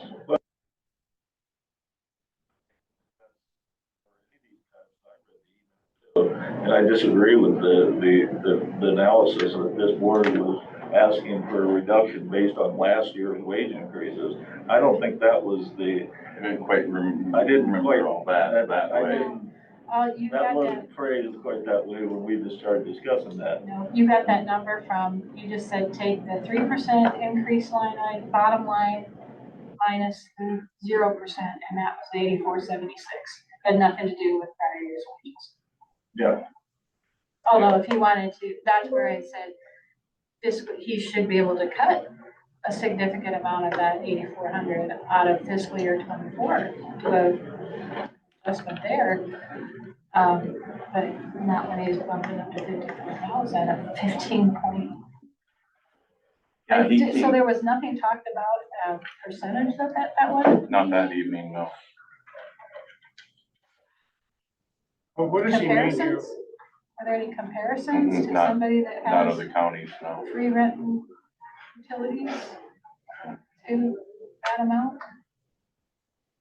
What does he mean here when he says, why can't Floyd County employees be paid at 50% when compared to the rest of the state? What do you mean by that? Is that in today's email? Yes. Is that a reference to their a rank 48? Oh, there it is. That's the only thing I can understand what that might be. Or the state ranking and That, you know, of all the counties, population, Okay, But I'm not sure. It's not, that doesn't mean it's 50% though either, does it? well, that's, Could it be more like 100% of 48 rank? So I don't know what that. um,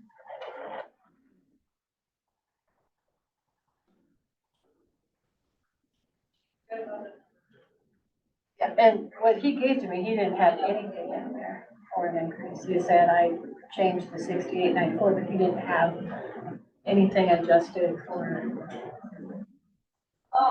fiscal year 24, where there's a significance between Tyler and Spencer.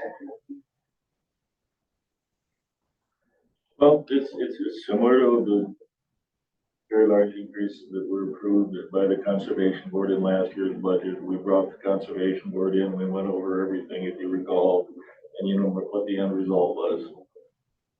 and did what they wanted. Well, and we cut that amount of money and they found a place to do it. And that's kind of where we're at. My opinion. He told me his voice message said you said it was based something to do with last year's increases to this year's.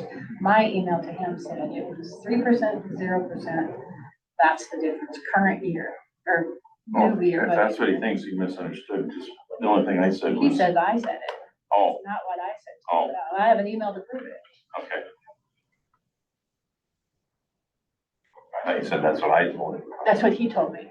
He And I said it told had to do with, on the phone, that's what he told me, that it had to do with his, I have a voice message now. That it had to do with last year's wages and this year's wages. Well, if that's what he thought, it was misinterpreted, but, I don't believe I Well, said here that. he's saying I said it, Oh, but I didn't say it either. Or maybe we need to charge you rent for living in that house. I've always thought that was a pretty good perk, and I finally resolved to the fact that that's the way it is, And it's a pretty nice perk. but. And for 6 months, so It's pretty hard to rent something like that for less than $1,000 a month anymore, probably. Mhm. I'm just guessing, but Well, I'm guessing this utilities are paid not by the tenant or not by the occupant. right. You know, it's all That utilities. too, yeah. In the budget that we discussed last week, we asked for, well, we didn't ask for it. We just said you're gonna cut your budget by $8,476. That's the only real action we have. And when I told him that, he was like shocked. And he's like, well, I have a place for that. And then he decided he had 2,000 that he wasn't gonna use. So, Well, I haven't changed my mind. And then the additional amount is another 5130 for the increase in the conservation equipment. That was all done on the assumption that that was coming out of their fees. So it can come out of someplace else if they want it. If I did, I'll take it out of the refund. know the balance of that refund? We have access to that? Sure. It's not a very good place to, it's resource enhancement and protection money. It's not for salaries, and it's not really for increased equipment, but that's where they took it last year, and it's what it amounts to. Is a good way to kill the REAP program, because it's the amount of money that's allocated, it comes through the state funding sources, and that wouldn't be looked at as an appropriate place, but that's what they do. They can do it. directly it's not paying wages, but it's because of wages that. They're balancing it, moving it, playing a shell game. Yeah, the shell game, exactly. Current balance is $46,336.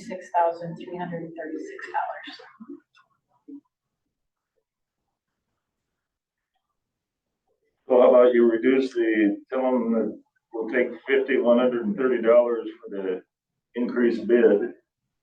They can take it out of whatever fund if their fees are maxed out. Is that what they're saying? We taking all the fees for this year? Yeah, Okay, had 104,000 something for fees. and then you can take, That's zero. I'll take it out of the refund, the additional $5,130. How many times are we gonna have to bid this thing? I think we Machinery. that, I mean, we've kind of gone through that a couple of times too. I thought we were gonna get a good deal from Source Rocks, it only was. He said they were the lowest one Well, that's pretty simple. It was lowest on the tractor, but. on the skid loader, Or on the skid loader, but but the the attachment. attachment, but did you get that from? I think there's one coming from Sport Truck and one coming from, Marks maybe. So it was, and I know it got spread out. I think it was. Yeah. So is that so take the 5,130 increase out of there and, they take it out of the refund, wherever they want to, or cut it from any other part of the budget, really up to them. That's where we don't really tell them what to do. But we agreed that we were gonna okay it if they took it out of some fees, and then you got started out with 84.76, but now you're also considering this additional amount, right? So you add what's the total of that increase above 3%? Talking about his wage. Yeah. So it's 50,940 is just the wages with the 3% in there. And so if he's got a 54, then you're 3,000, well, plus FICA and IFRS. $4,000 roughly. Yeah, I know he said 15% on an earlier conversation today. Yeah. well, they increased. Yeah. I'm told that the wage at, would go to 24.49, puts him at 59,940 is the line item that's in the budget, for him. And, but going to 54,000 is, what did they say, 25 or whatever. But 54,000 minus 50,940 is the number you're looking for. Yep. Plus FICA and IFRS. Right. Okay. And then the 5,000. 5120. 5130. 5130.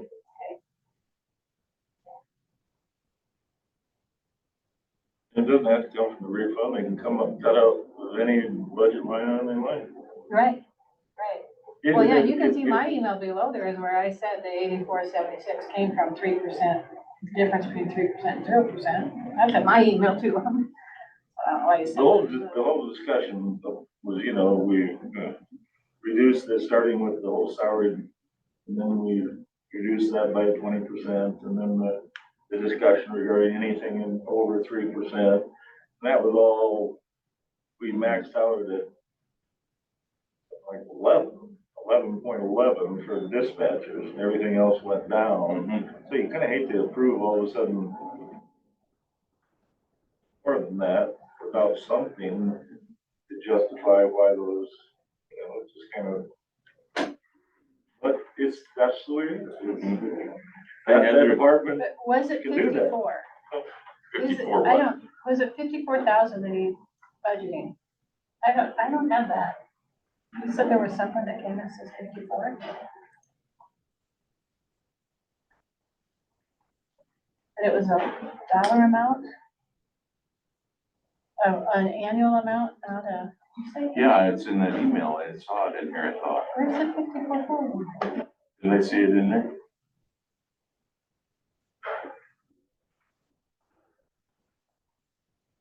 See it in the 10:25 a.m. email.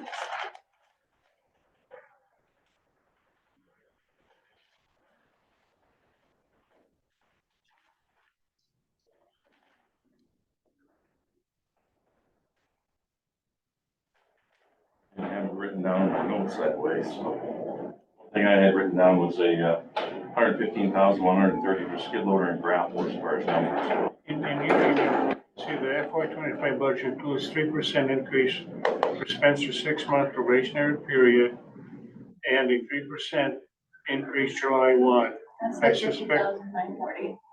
I suspect your proposal of a jump to 54,000 over a 12% increase for less than 1 year of service will not be well received by the BOS. And they will expect additional cuts above the 8476 budget at a future meeting. But I don't know if the 54,000 is a number that he said he targeted, he wanted to get Tyler to. I don't know if that is a July one or if that's a 2 years down the 6 road. months or and 1 6 day. months. Well, it's 6 months or it's either 6 months or July. That's what I don't know. I didn't know if you knew what it was from the meeting. I don't think he noted it. If he did it, 6-month review.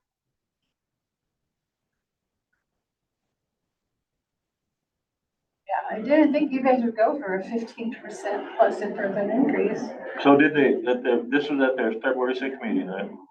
So it says they went into closed session, or the opportunity for closed session to discuss professional compensated individual whose appointment or hiring, performance, or discharge is being considered.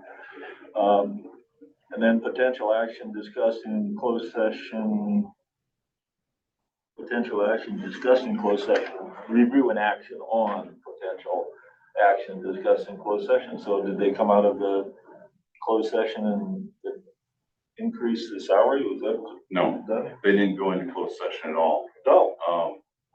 Adam asked Spencer if he wanted to have a closed session. Spencer said no.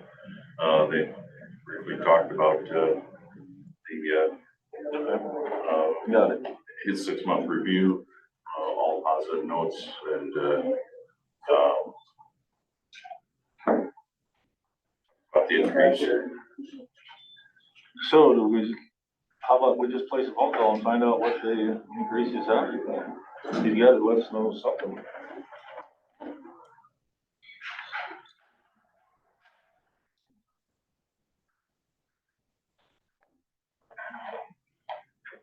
Number, if you don't want them, yeah, Yeah, unless you want to.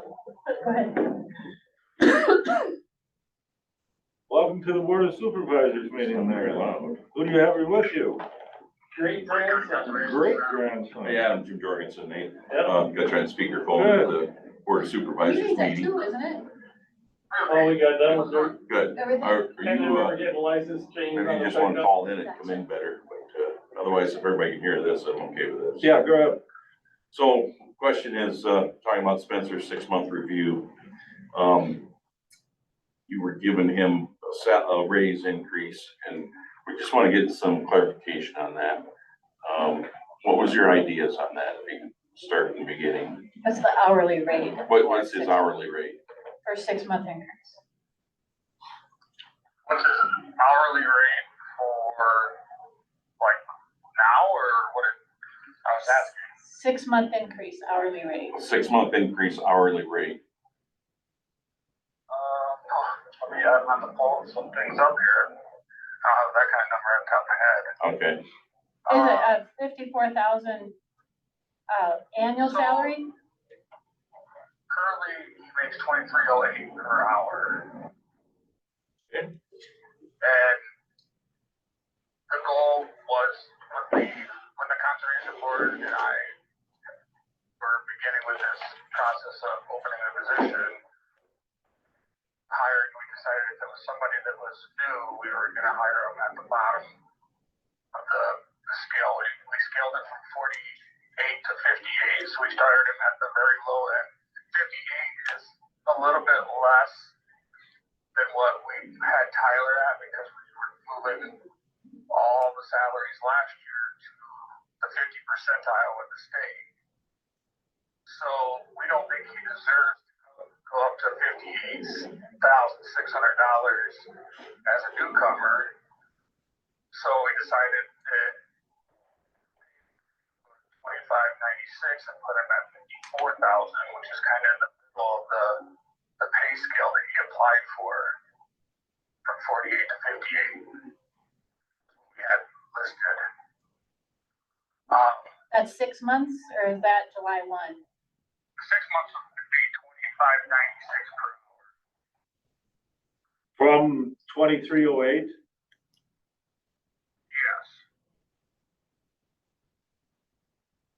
still puts him well below the 50 percentile with the rest of the state park rangers.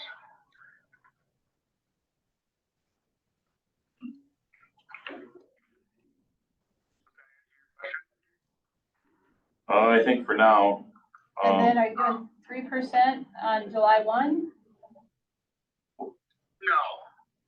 not anything on July 1. This would be his set salary going. We think 54 is where we want to get to going into the next fiscal year. So, I mean, if we'd like to start it now, but I haven't sent any information over to Gloria for you guys to certify because I don't know how the budget looks, and I know you guys are trying to find that 8,476. So I really need to have a sit down with either one of you or Gloria and see how we're looking before we move completely forward with this. We're having that little meeting right now. Okay.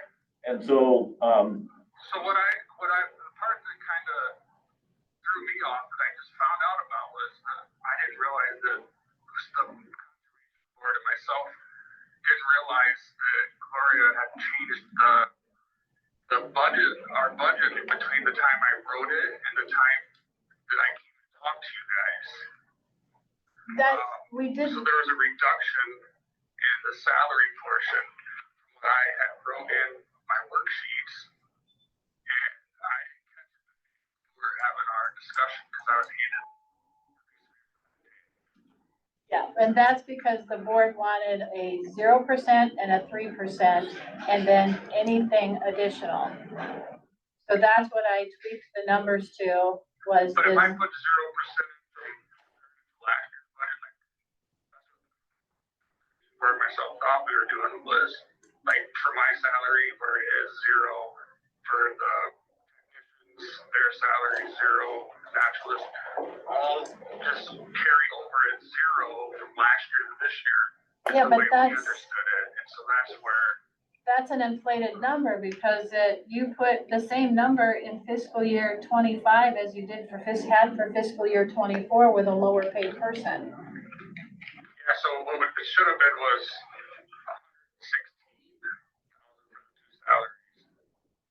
But that's taking Tyler's salary, not Spencer's salary. Which is Tyler's salary was more than the 54,000. A difference of opinion, I'm fine with that. well, it's, Spencer's salary is less than Tyler's. That's why the numbers shouldn't be the same number. Right, but we're not gonna, we were not asking to bring it up to what we were getting last year. We're not recommending that. We're recommending Spencer at a $4,600 less amount than what we got last year. And we're still keeping him well below the 50 percentile. We don't think somebody who should be at 50% quite yet, even though, I mean, it's all relative to what you think.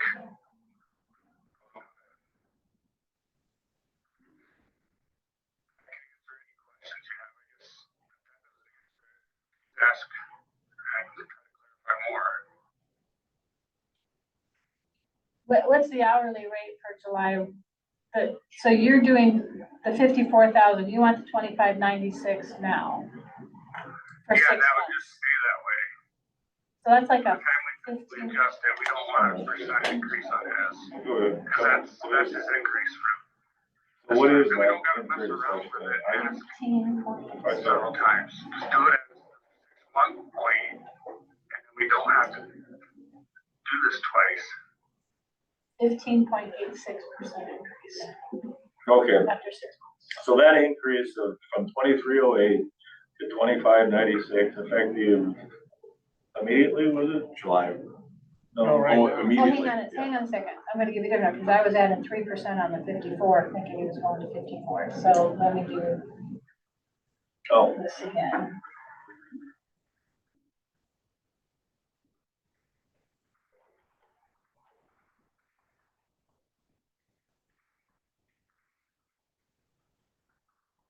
So, I guess 12.48%. the way I was writing that email, I don't know if you guys got a chance to read that or not, was just showing that we some more information or send you some more information, but I mean, we were looking at the conservation board as if we're asking for less this year in annual salaries. We were asking last year because we're not bringing it to the average because our office lady didn't go up and Spencer's not going to be at 50%. We have 3 positions that'll be paid the average, which that's what we adjusted last year. But we're not adjusting Spencer's back up to the 50% or the average. We're asking for less money. I guess I don't know how else I can explain that.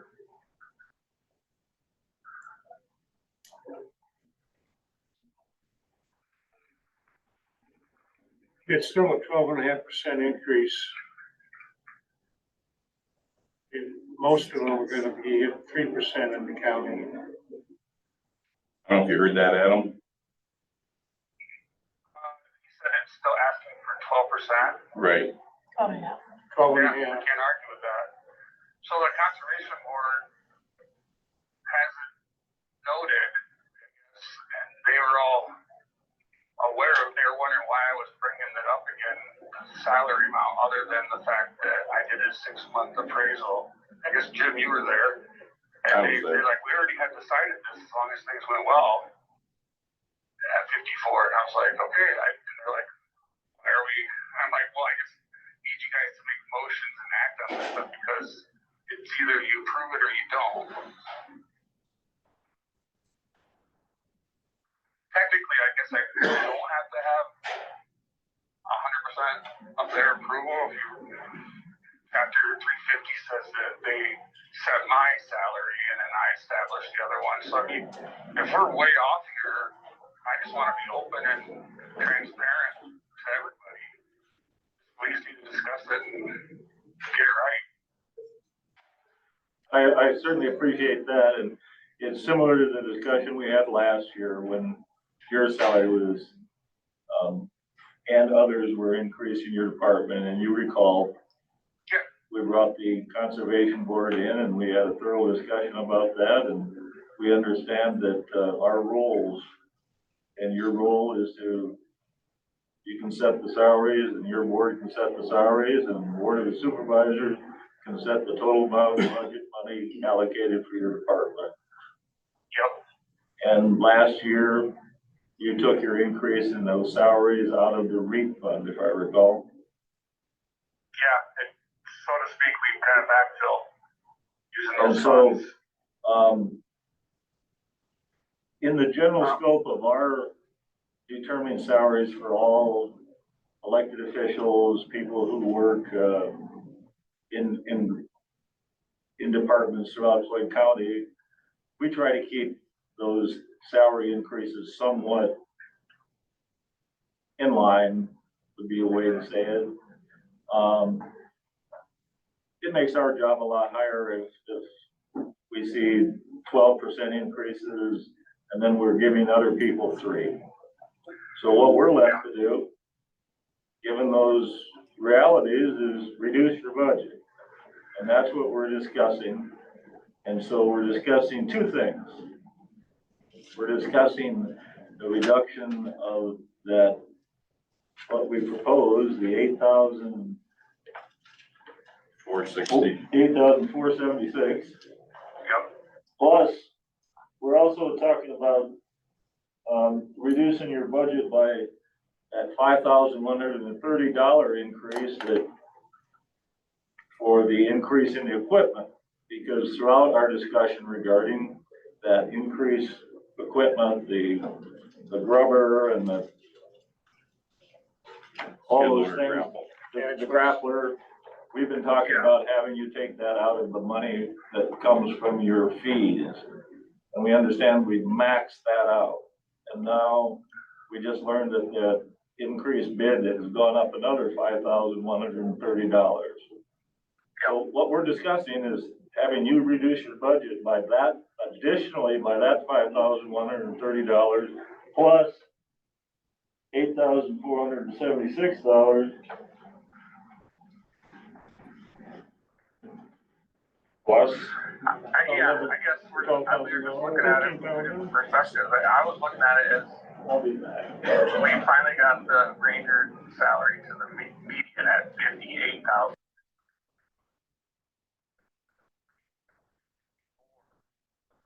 $4,000 budget reduction. We're looking at it differently, and I can see what you're saying. That's kind of what I mean, it's all relative to if you're looking at it compared to last year, if you're looking at it what you're making currently. That's all it is. It's just two different avenues of just looking. We were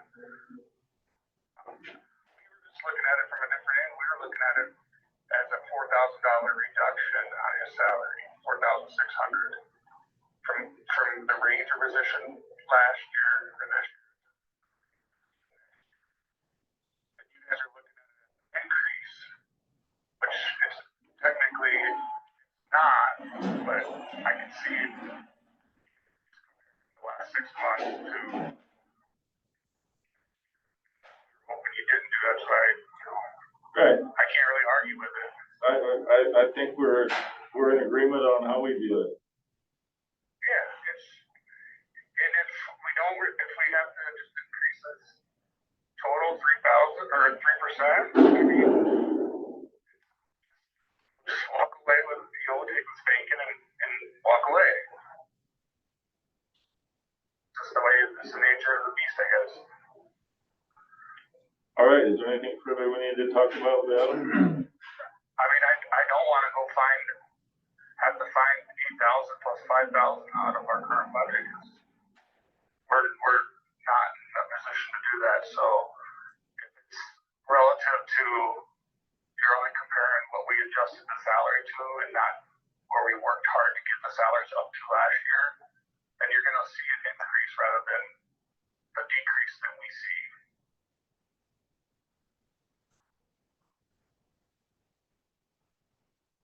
I'm okay with it. I mean, If you did a 3% increase now and that would 3% be, at the fiscal change. no, 3% at 6 months instead of Yeah. 54,000 at 6 months. Yeah. And then bump up, that way you'd have some reduction you could take out of the fiscal year 24 line item. Okay, I mean, yeah, we can't take any more hits to the budget. I mean, I get that you guys are helping us out and we're only able to give 105,000 in revenue towards a piece of equipment, and you guys are working with us on that. I mean, like I said, I want to be transparent. I just want to be open to what we're looking at, and it's fine. I mean, if we do 3% now and 3% later, I'll tell them that that's the way. I'll have to go back to the board and we'll have to talk about it. We'll have to just do it that way. I mean, there's no promises. It's just what we were agreeing on. It's not set. Because the board agreed on it, and it's just we haven't changed it yet. So I guess that's why I was kind of waiting. They didn't approve 54. See, yeah, that's the question. So was there a motion or a second to approve 54, or what happened? 25.96 an hour. Well, yeah, it was talked about. I'd have to go back and look for sure. I don't want to misquote, but that's the way I understood it. That was the way it was intended to be. And I know that we all had talked about it at that time, but I don't know that there was a motion. I didn't remember a motion either.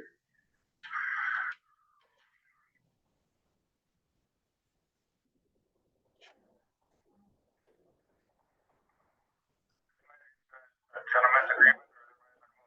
Can't say it without going back.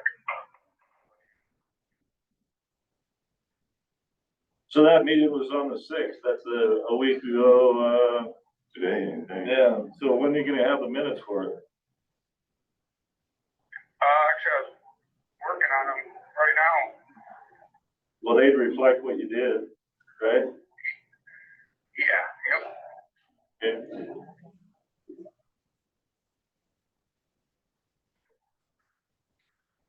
and it was choice, did we? How about if Adam and I hook up, because I'm not sure why you would have started him so low if. the Because I would position- have made my other staff really walk in here and make more money than all the rest of my staff. That's just not the way America works. You don't just walk in out of college and make more than everybody. No, I agree with that, but in 6 months then you bump it up to, He's gonna still be making less. We're just, like I said, it's just two different, looked at it as a decrease. It is a decrease when you look at last year's salary to this year's salary. Even where we adjusted to, it's still a decrease. Looking at it from a 12% perspective, which is two different versions of looking. how about if Adam and I get together I this thought you week kinda and understood that night try when we to were mix talking it. about. Or was it not very clear? For me, Yeah. well, it was your guys' meeting. I don't remember motions being made, but, Yeah, there was motions made Yeah, yep. for They his asked salary. if we should, I said, just for legal purposes and to have it noted that way, please do. And then because they asked, because they thought they already had moved back when we were getting ready to hire. That we were gonna do this, and that's why when I wrote in I didn't change numbers for the salary because I wasn't sure, so I didn't add any, I didn't take anything from my budget. But then when I came in to see you guys, I didn't realize it until recently. There was almost a $7,000 reduction in the salary portion, and so that's just I'm not blaming anybody for that.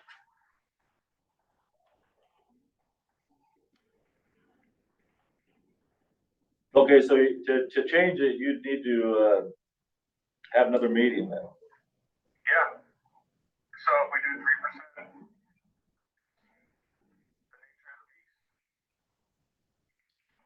And then, and we're also talking about $5,130 for your equipment, because that was our agreement that we had a couple of times talked about. Yeah, so we're taking the 104 or 5 from the reserve or the revenue, and you guys were gonna give us the rest, which is what, 5,000 or 6,000, but now that to get everything we need to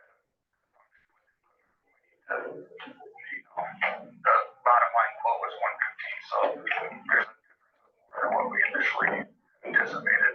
Yes. So what we're saying is you make up that difference in some other part of your budget. We really don't have control over your budget or where it comes from. But we're just telling you what we can do, which is tell you what the bottom line is, so. You can figure that out. You guys got a lot of work figuring all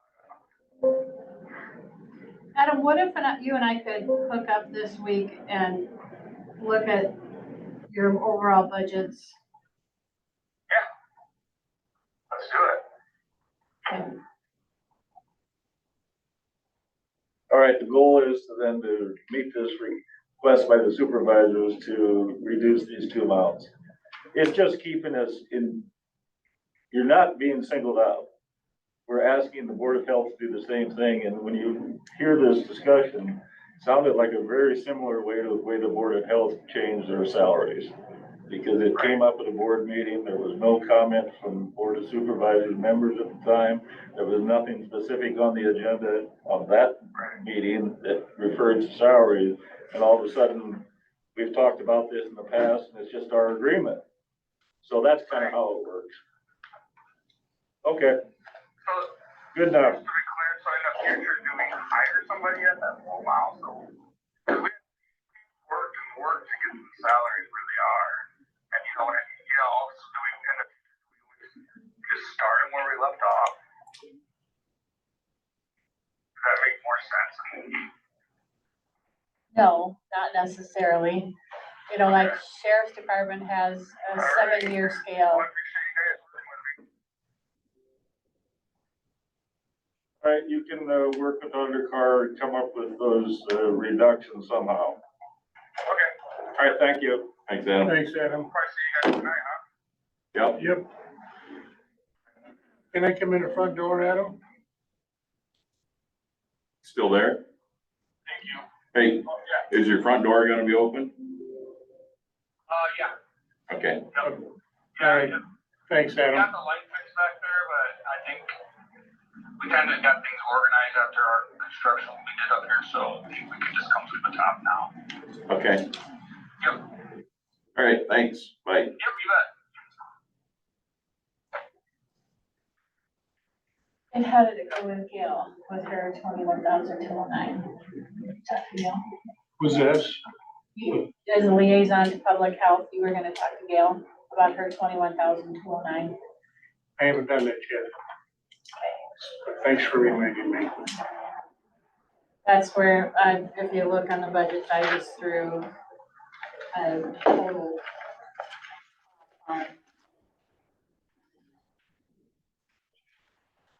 Like on Gail on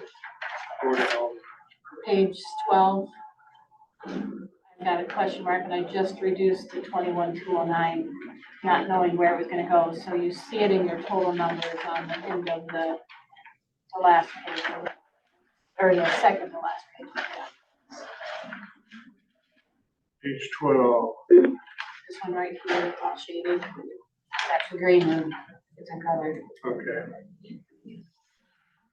Well, is there other budget discussion at this time, or we kind of exhausted our time? And I know you gotta prepare for your next meeting, so are we kind of done with that for the moment? We addressed a couple of Yep.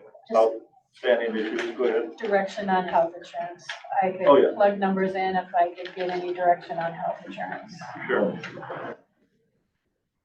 This 2109, 21,209 is reduction to that.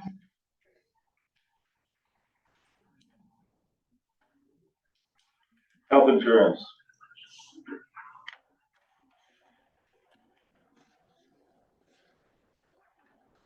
What do you think? Health insurance? Yeah. Well,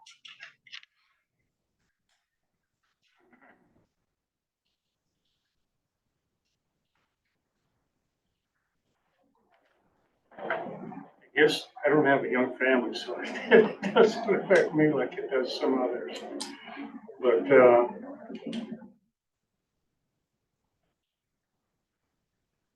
we probably need to increase the premium a little bit on the employees. County portion. Yeah.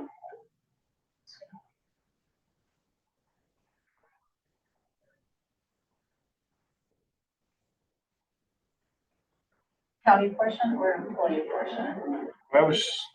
I actually meant employee portion. No.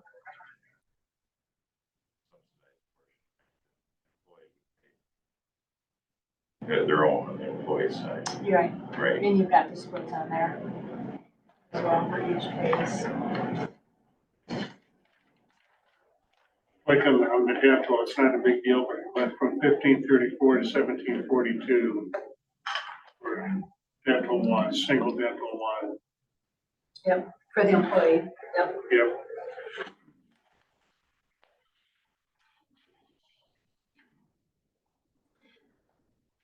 That's about $1 raise or so.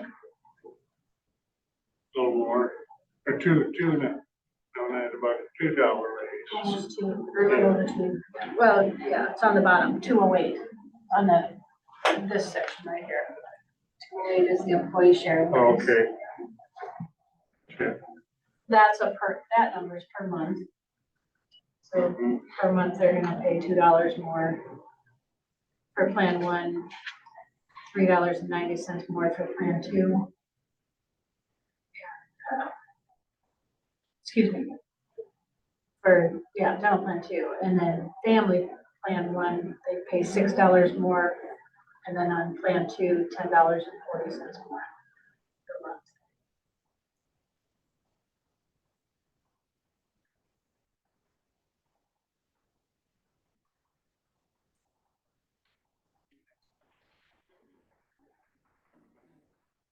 And when's this lady gonna come and talk to us about this? She comes on the 21st, 21st? yeah. So our next meeting. Wednesday, which the Yes, meeting we'll- will be in the afternoon on Wednesday. Right. She can be here at 3:30 on Wednesday. Otherwise, she can't make it now till the next, I don't know if that's even an option now, the following Monday, but I'd really like to get this done, especially after hearing last week. I put an email out to see if this whole thing with having to have the budget done by April 15th is an issue. So we got a lot of work to do because you can't even set your second meeting until you've had your second hearing, until you've had your first hearing. Can't set it ahead of time, you have to wait.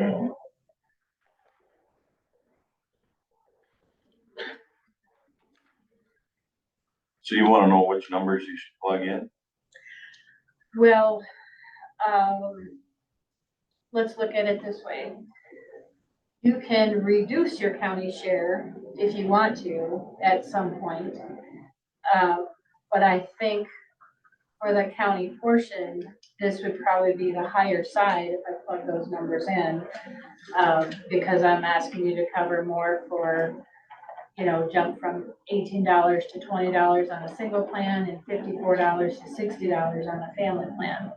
So so there's more county cost with that. And so if I were to use these numbers, plug these numbers in,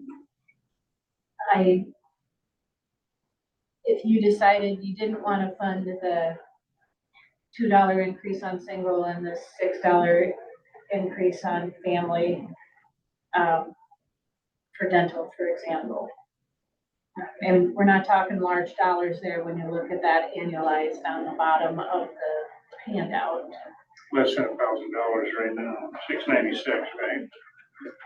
You'd have the 696 plus the 96 plus the 2880 plus the 720. You'd add those 4 dental columns, which I did that. That was 6,000.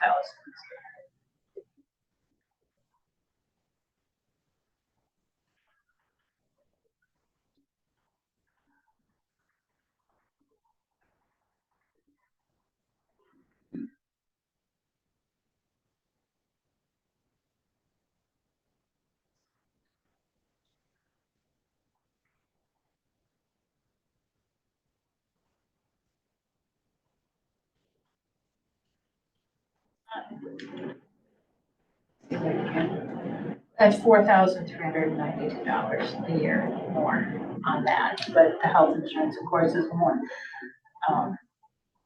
You're talking larger premiums to start with.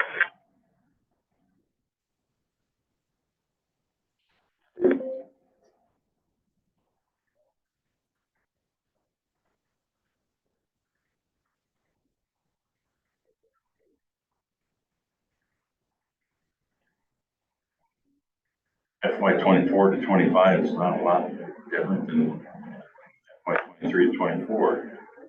The total. Yeah, per month. It's not, well, $32.46 for a single plan and $58.38 for a family plan for health. Total on health, if you take it times those number of plans, that amount, it's $50,536 on health insurance.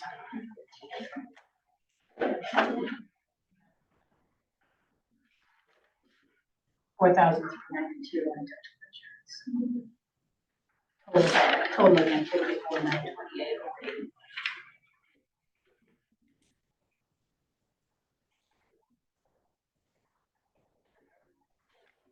But the choices are,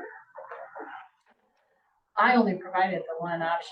Your choices would be, like I say, if you don't want to fund $2 more on a dental plan, or $6 more on a family plan, or you want the percentages changed on health insurance that employees pay, health single plans pay, or family plans pay more or less, or that's where I think I'd be on the high side of things. If you said, okay, now we want single people to start paying something, where do we go down? so if I plug these numbers in, I can't imagine you'd be going more than, you'd be absorbing more cost of the premiums. I think if anything, you would. And the other thing, maybe, I mean, if I can plug these in, we can get a long ways in our budget, because we'll know where general funds hit, where supplementals hit, where rural services is hit. But do you want me to check with Cindy and see what changing deductibles and out of pockets, like deductible from single plan 750 to 1,000, family plan from 1,500 to 2,000, and maybe adjust those out of pockets then also. Would put more on the employees than would it? If they use the services, Yeah. it puts more on them. Yeah. If they don't use the services, it doesn't. If they don't use it, that's not bad. Yeah, we have some that don't. If there's insurance on there.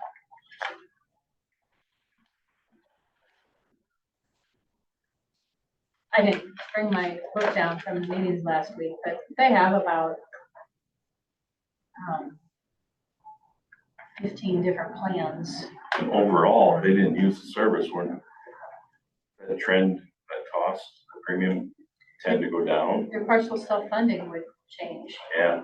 That should Because be they're, well, if they use it, your partial self-funding is going to change because you're not picking up the extra 250 that they're paying, and same with the out of pockets, you're not. Maybe we should look into that.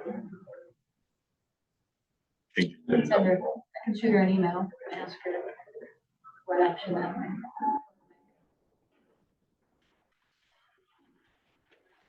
I thought if you think that's something maybe we want to.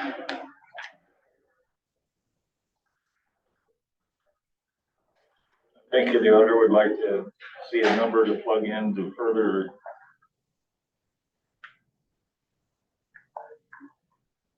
analyze what we're talking about. You have to have a number in there to see if it's something else you want to go to. So, we think of just keeping those suggested numbers that were provided in the spreadsheet for right now, and then we can still take that possibility up when we look at all these other different plans at another day. It just moves the process along a little bit. It helps with that part of it. Yeah, because there again, if you look at a different plan, Yeah. it's only going to cost you less, Right. Right. whether it's in premium or purchase of funding or. Okay. Yeah, that sounds fair. All right, good enough. You did mention about meetings and the. Could I just mention a Yes, couple go other ahead. things?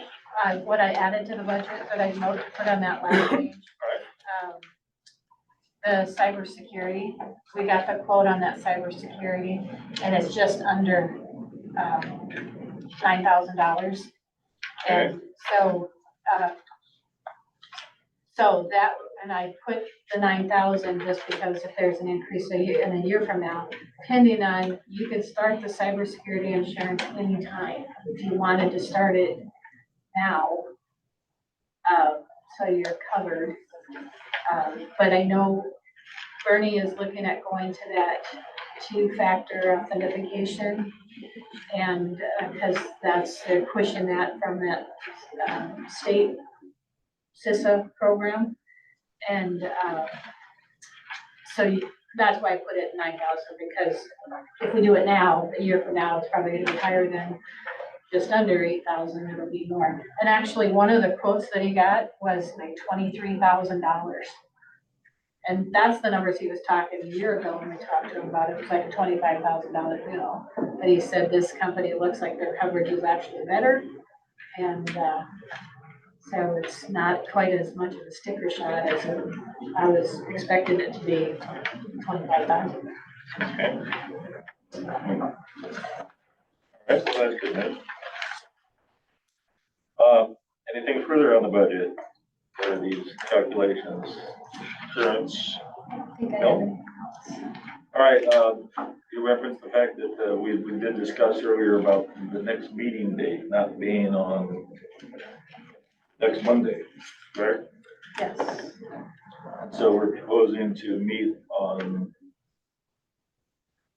Denise will be here. I told her, you know, if we could have the meeting, because I'd really like to get it done next week. You know, 3:30, 4 o'clock, and she said 3:30 would work for her. 3:30, what time? Or what day? On Wednesday. The 21st? So that's the day that we have the 6 o'clock listening session. Yeah. Okay. So I thought maybe that would work out well. And then since we're closed on Monday, Right, yeah. so rather than having a Tuesday morning meeting. You said 3:30 So Wednesday. 3:30. for a regular meeting? Yeah. I mean, we'll put her towards the top, kind of like we did with Dr. Kemp, so she can get on her way.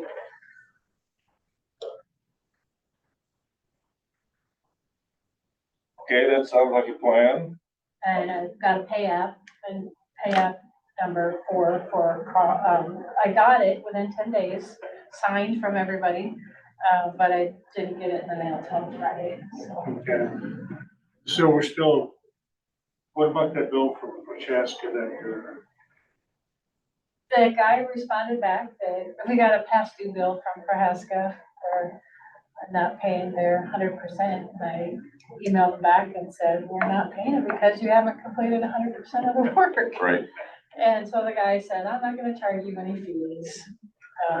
So I was just surprised that we shouldn't even be getting a bill because it's not 100% done.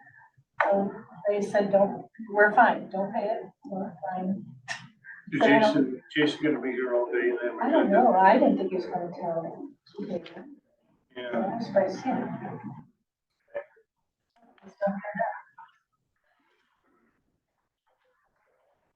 All right then, is there anything further?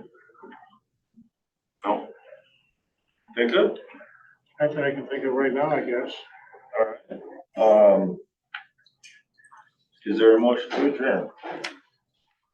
Also move. Second. All right, that motion by Supervisor Keeper, second by Jorgensen to adjourn. Those in favor say aye. Aye. See you tonight, huh? Yes. Walking around. All right. What is the next meeting in here? Cedar Township trustees, Oh, they have a boundary issue with the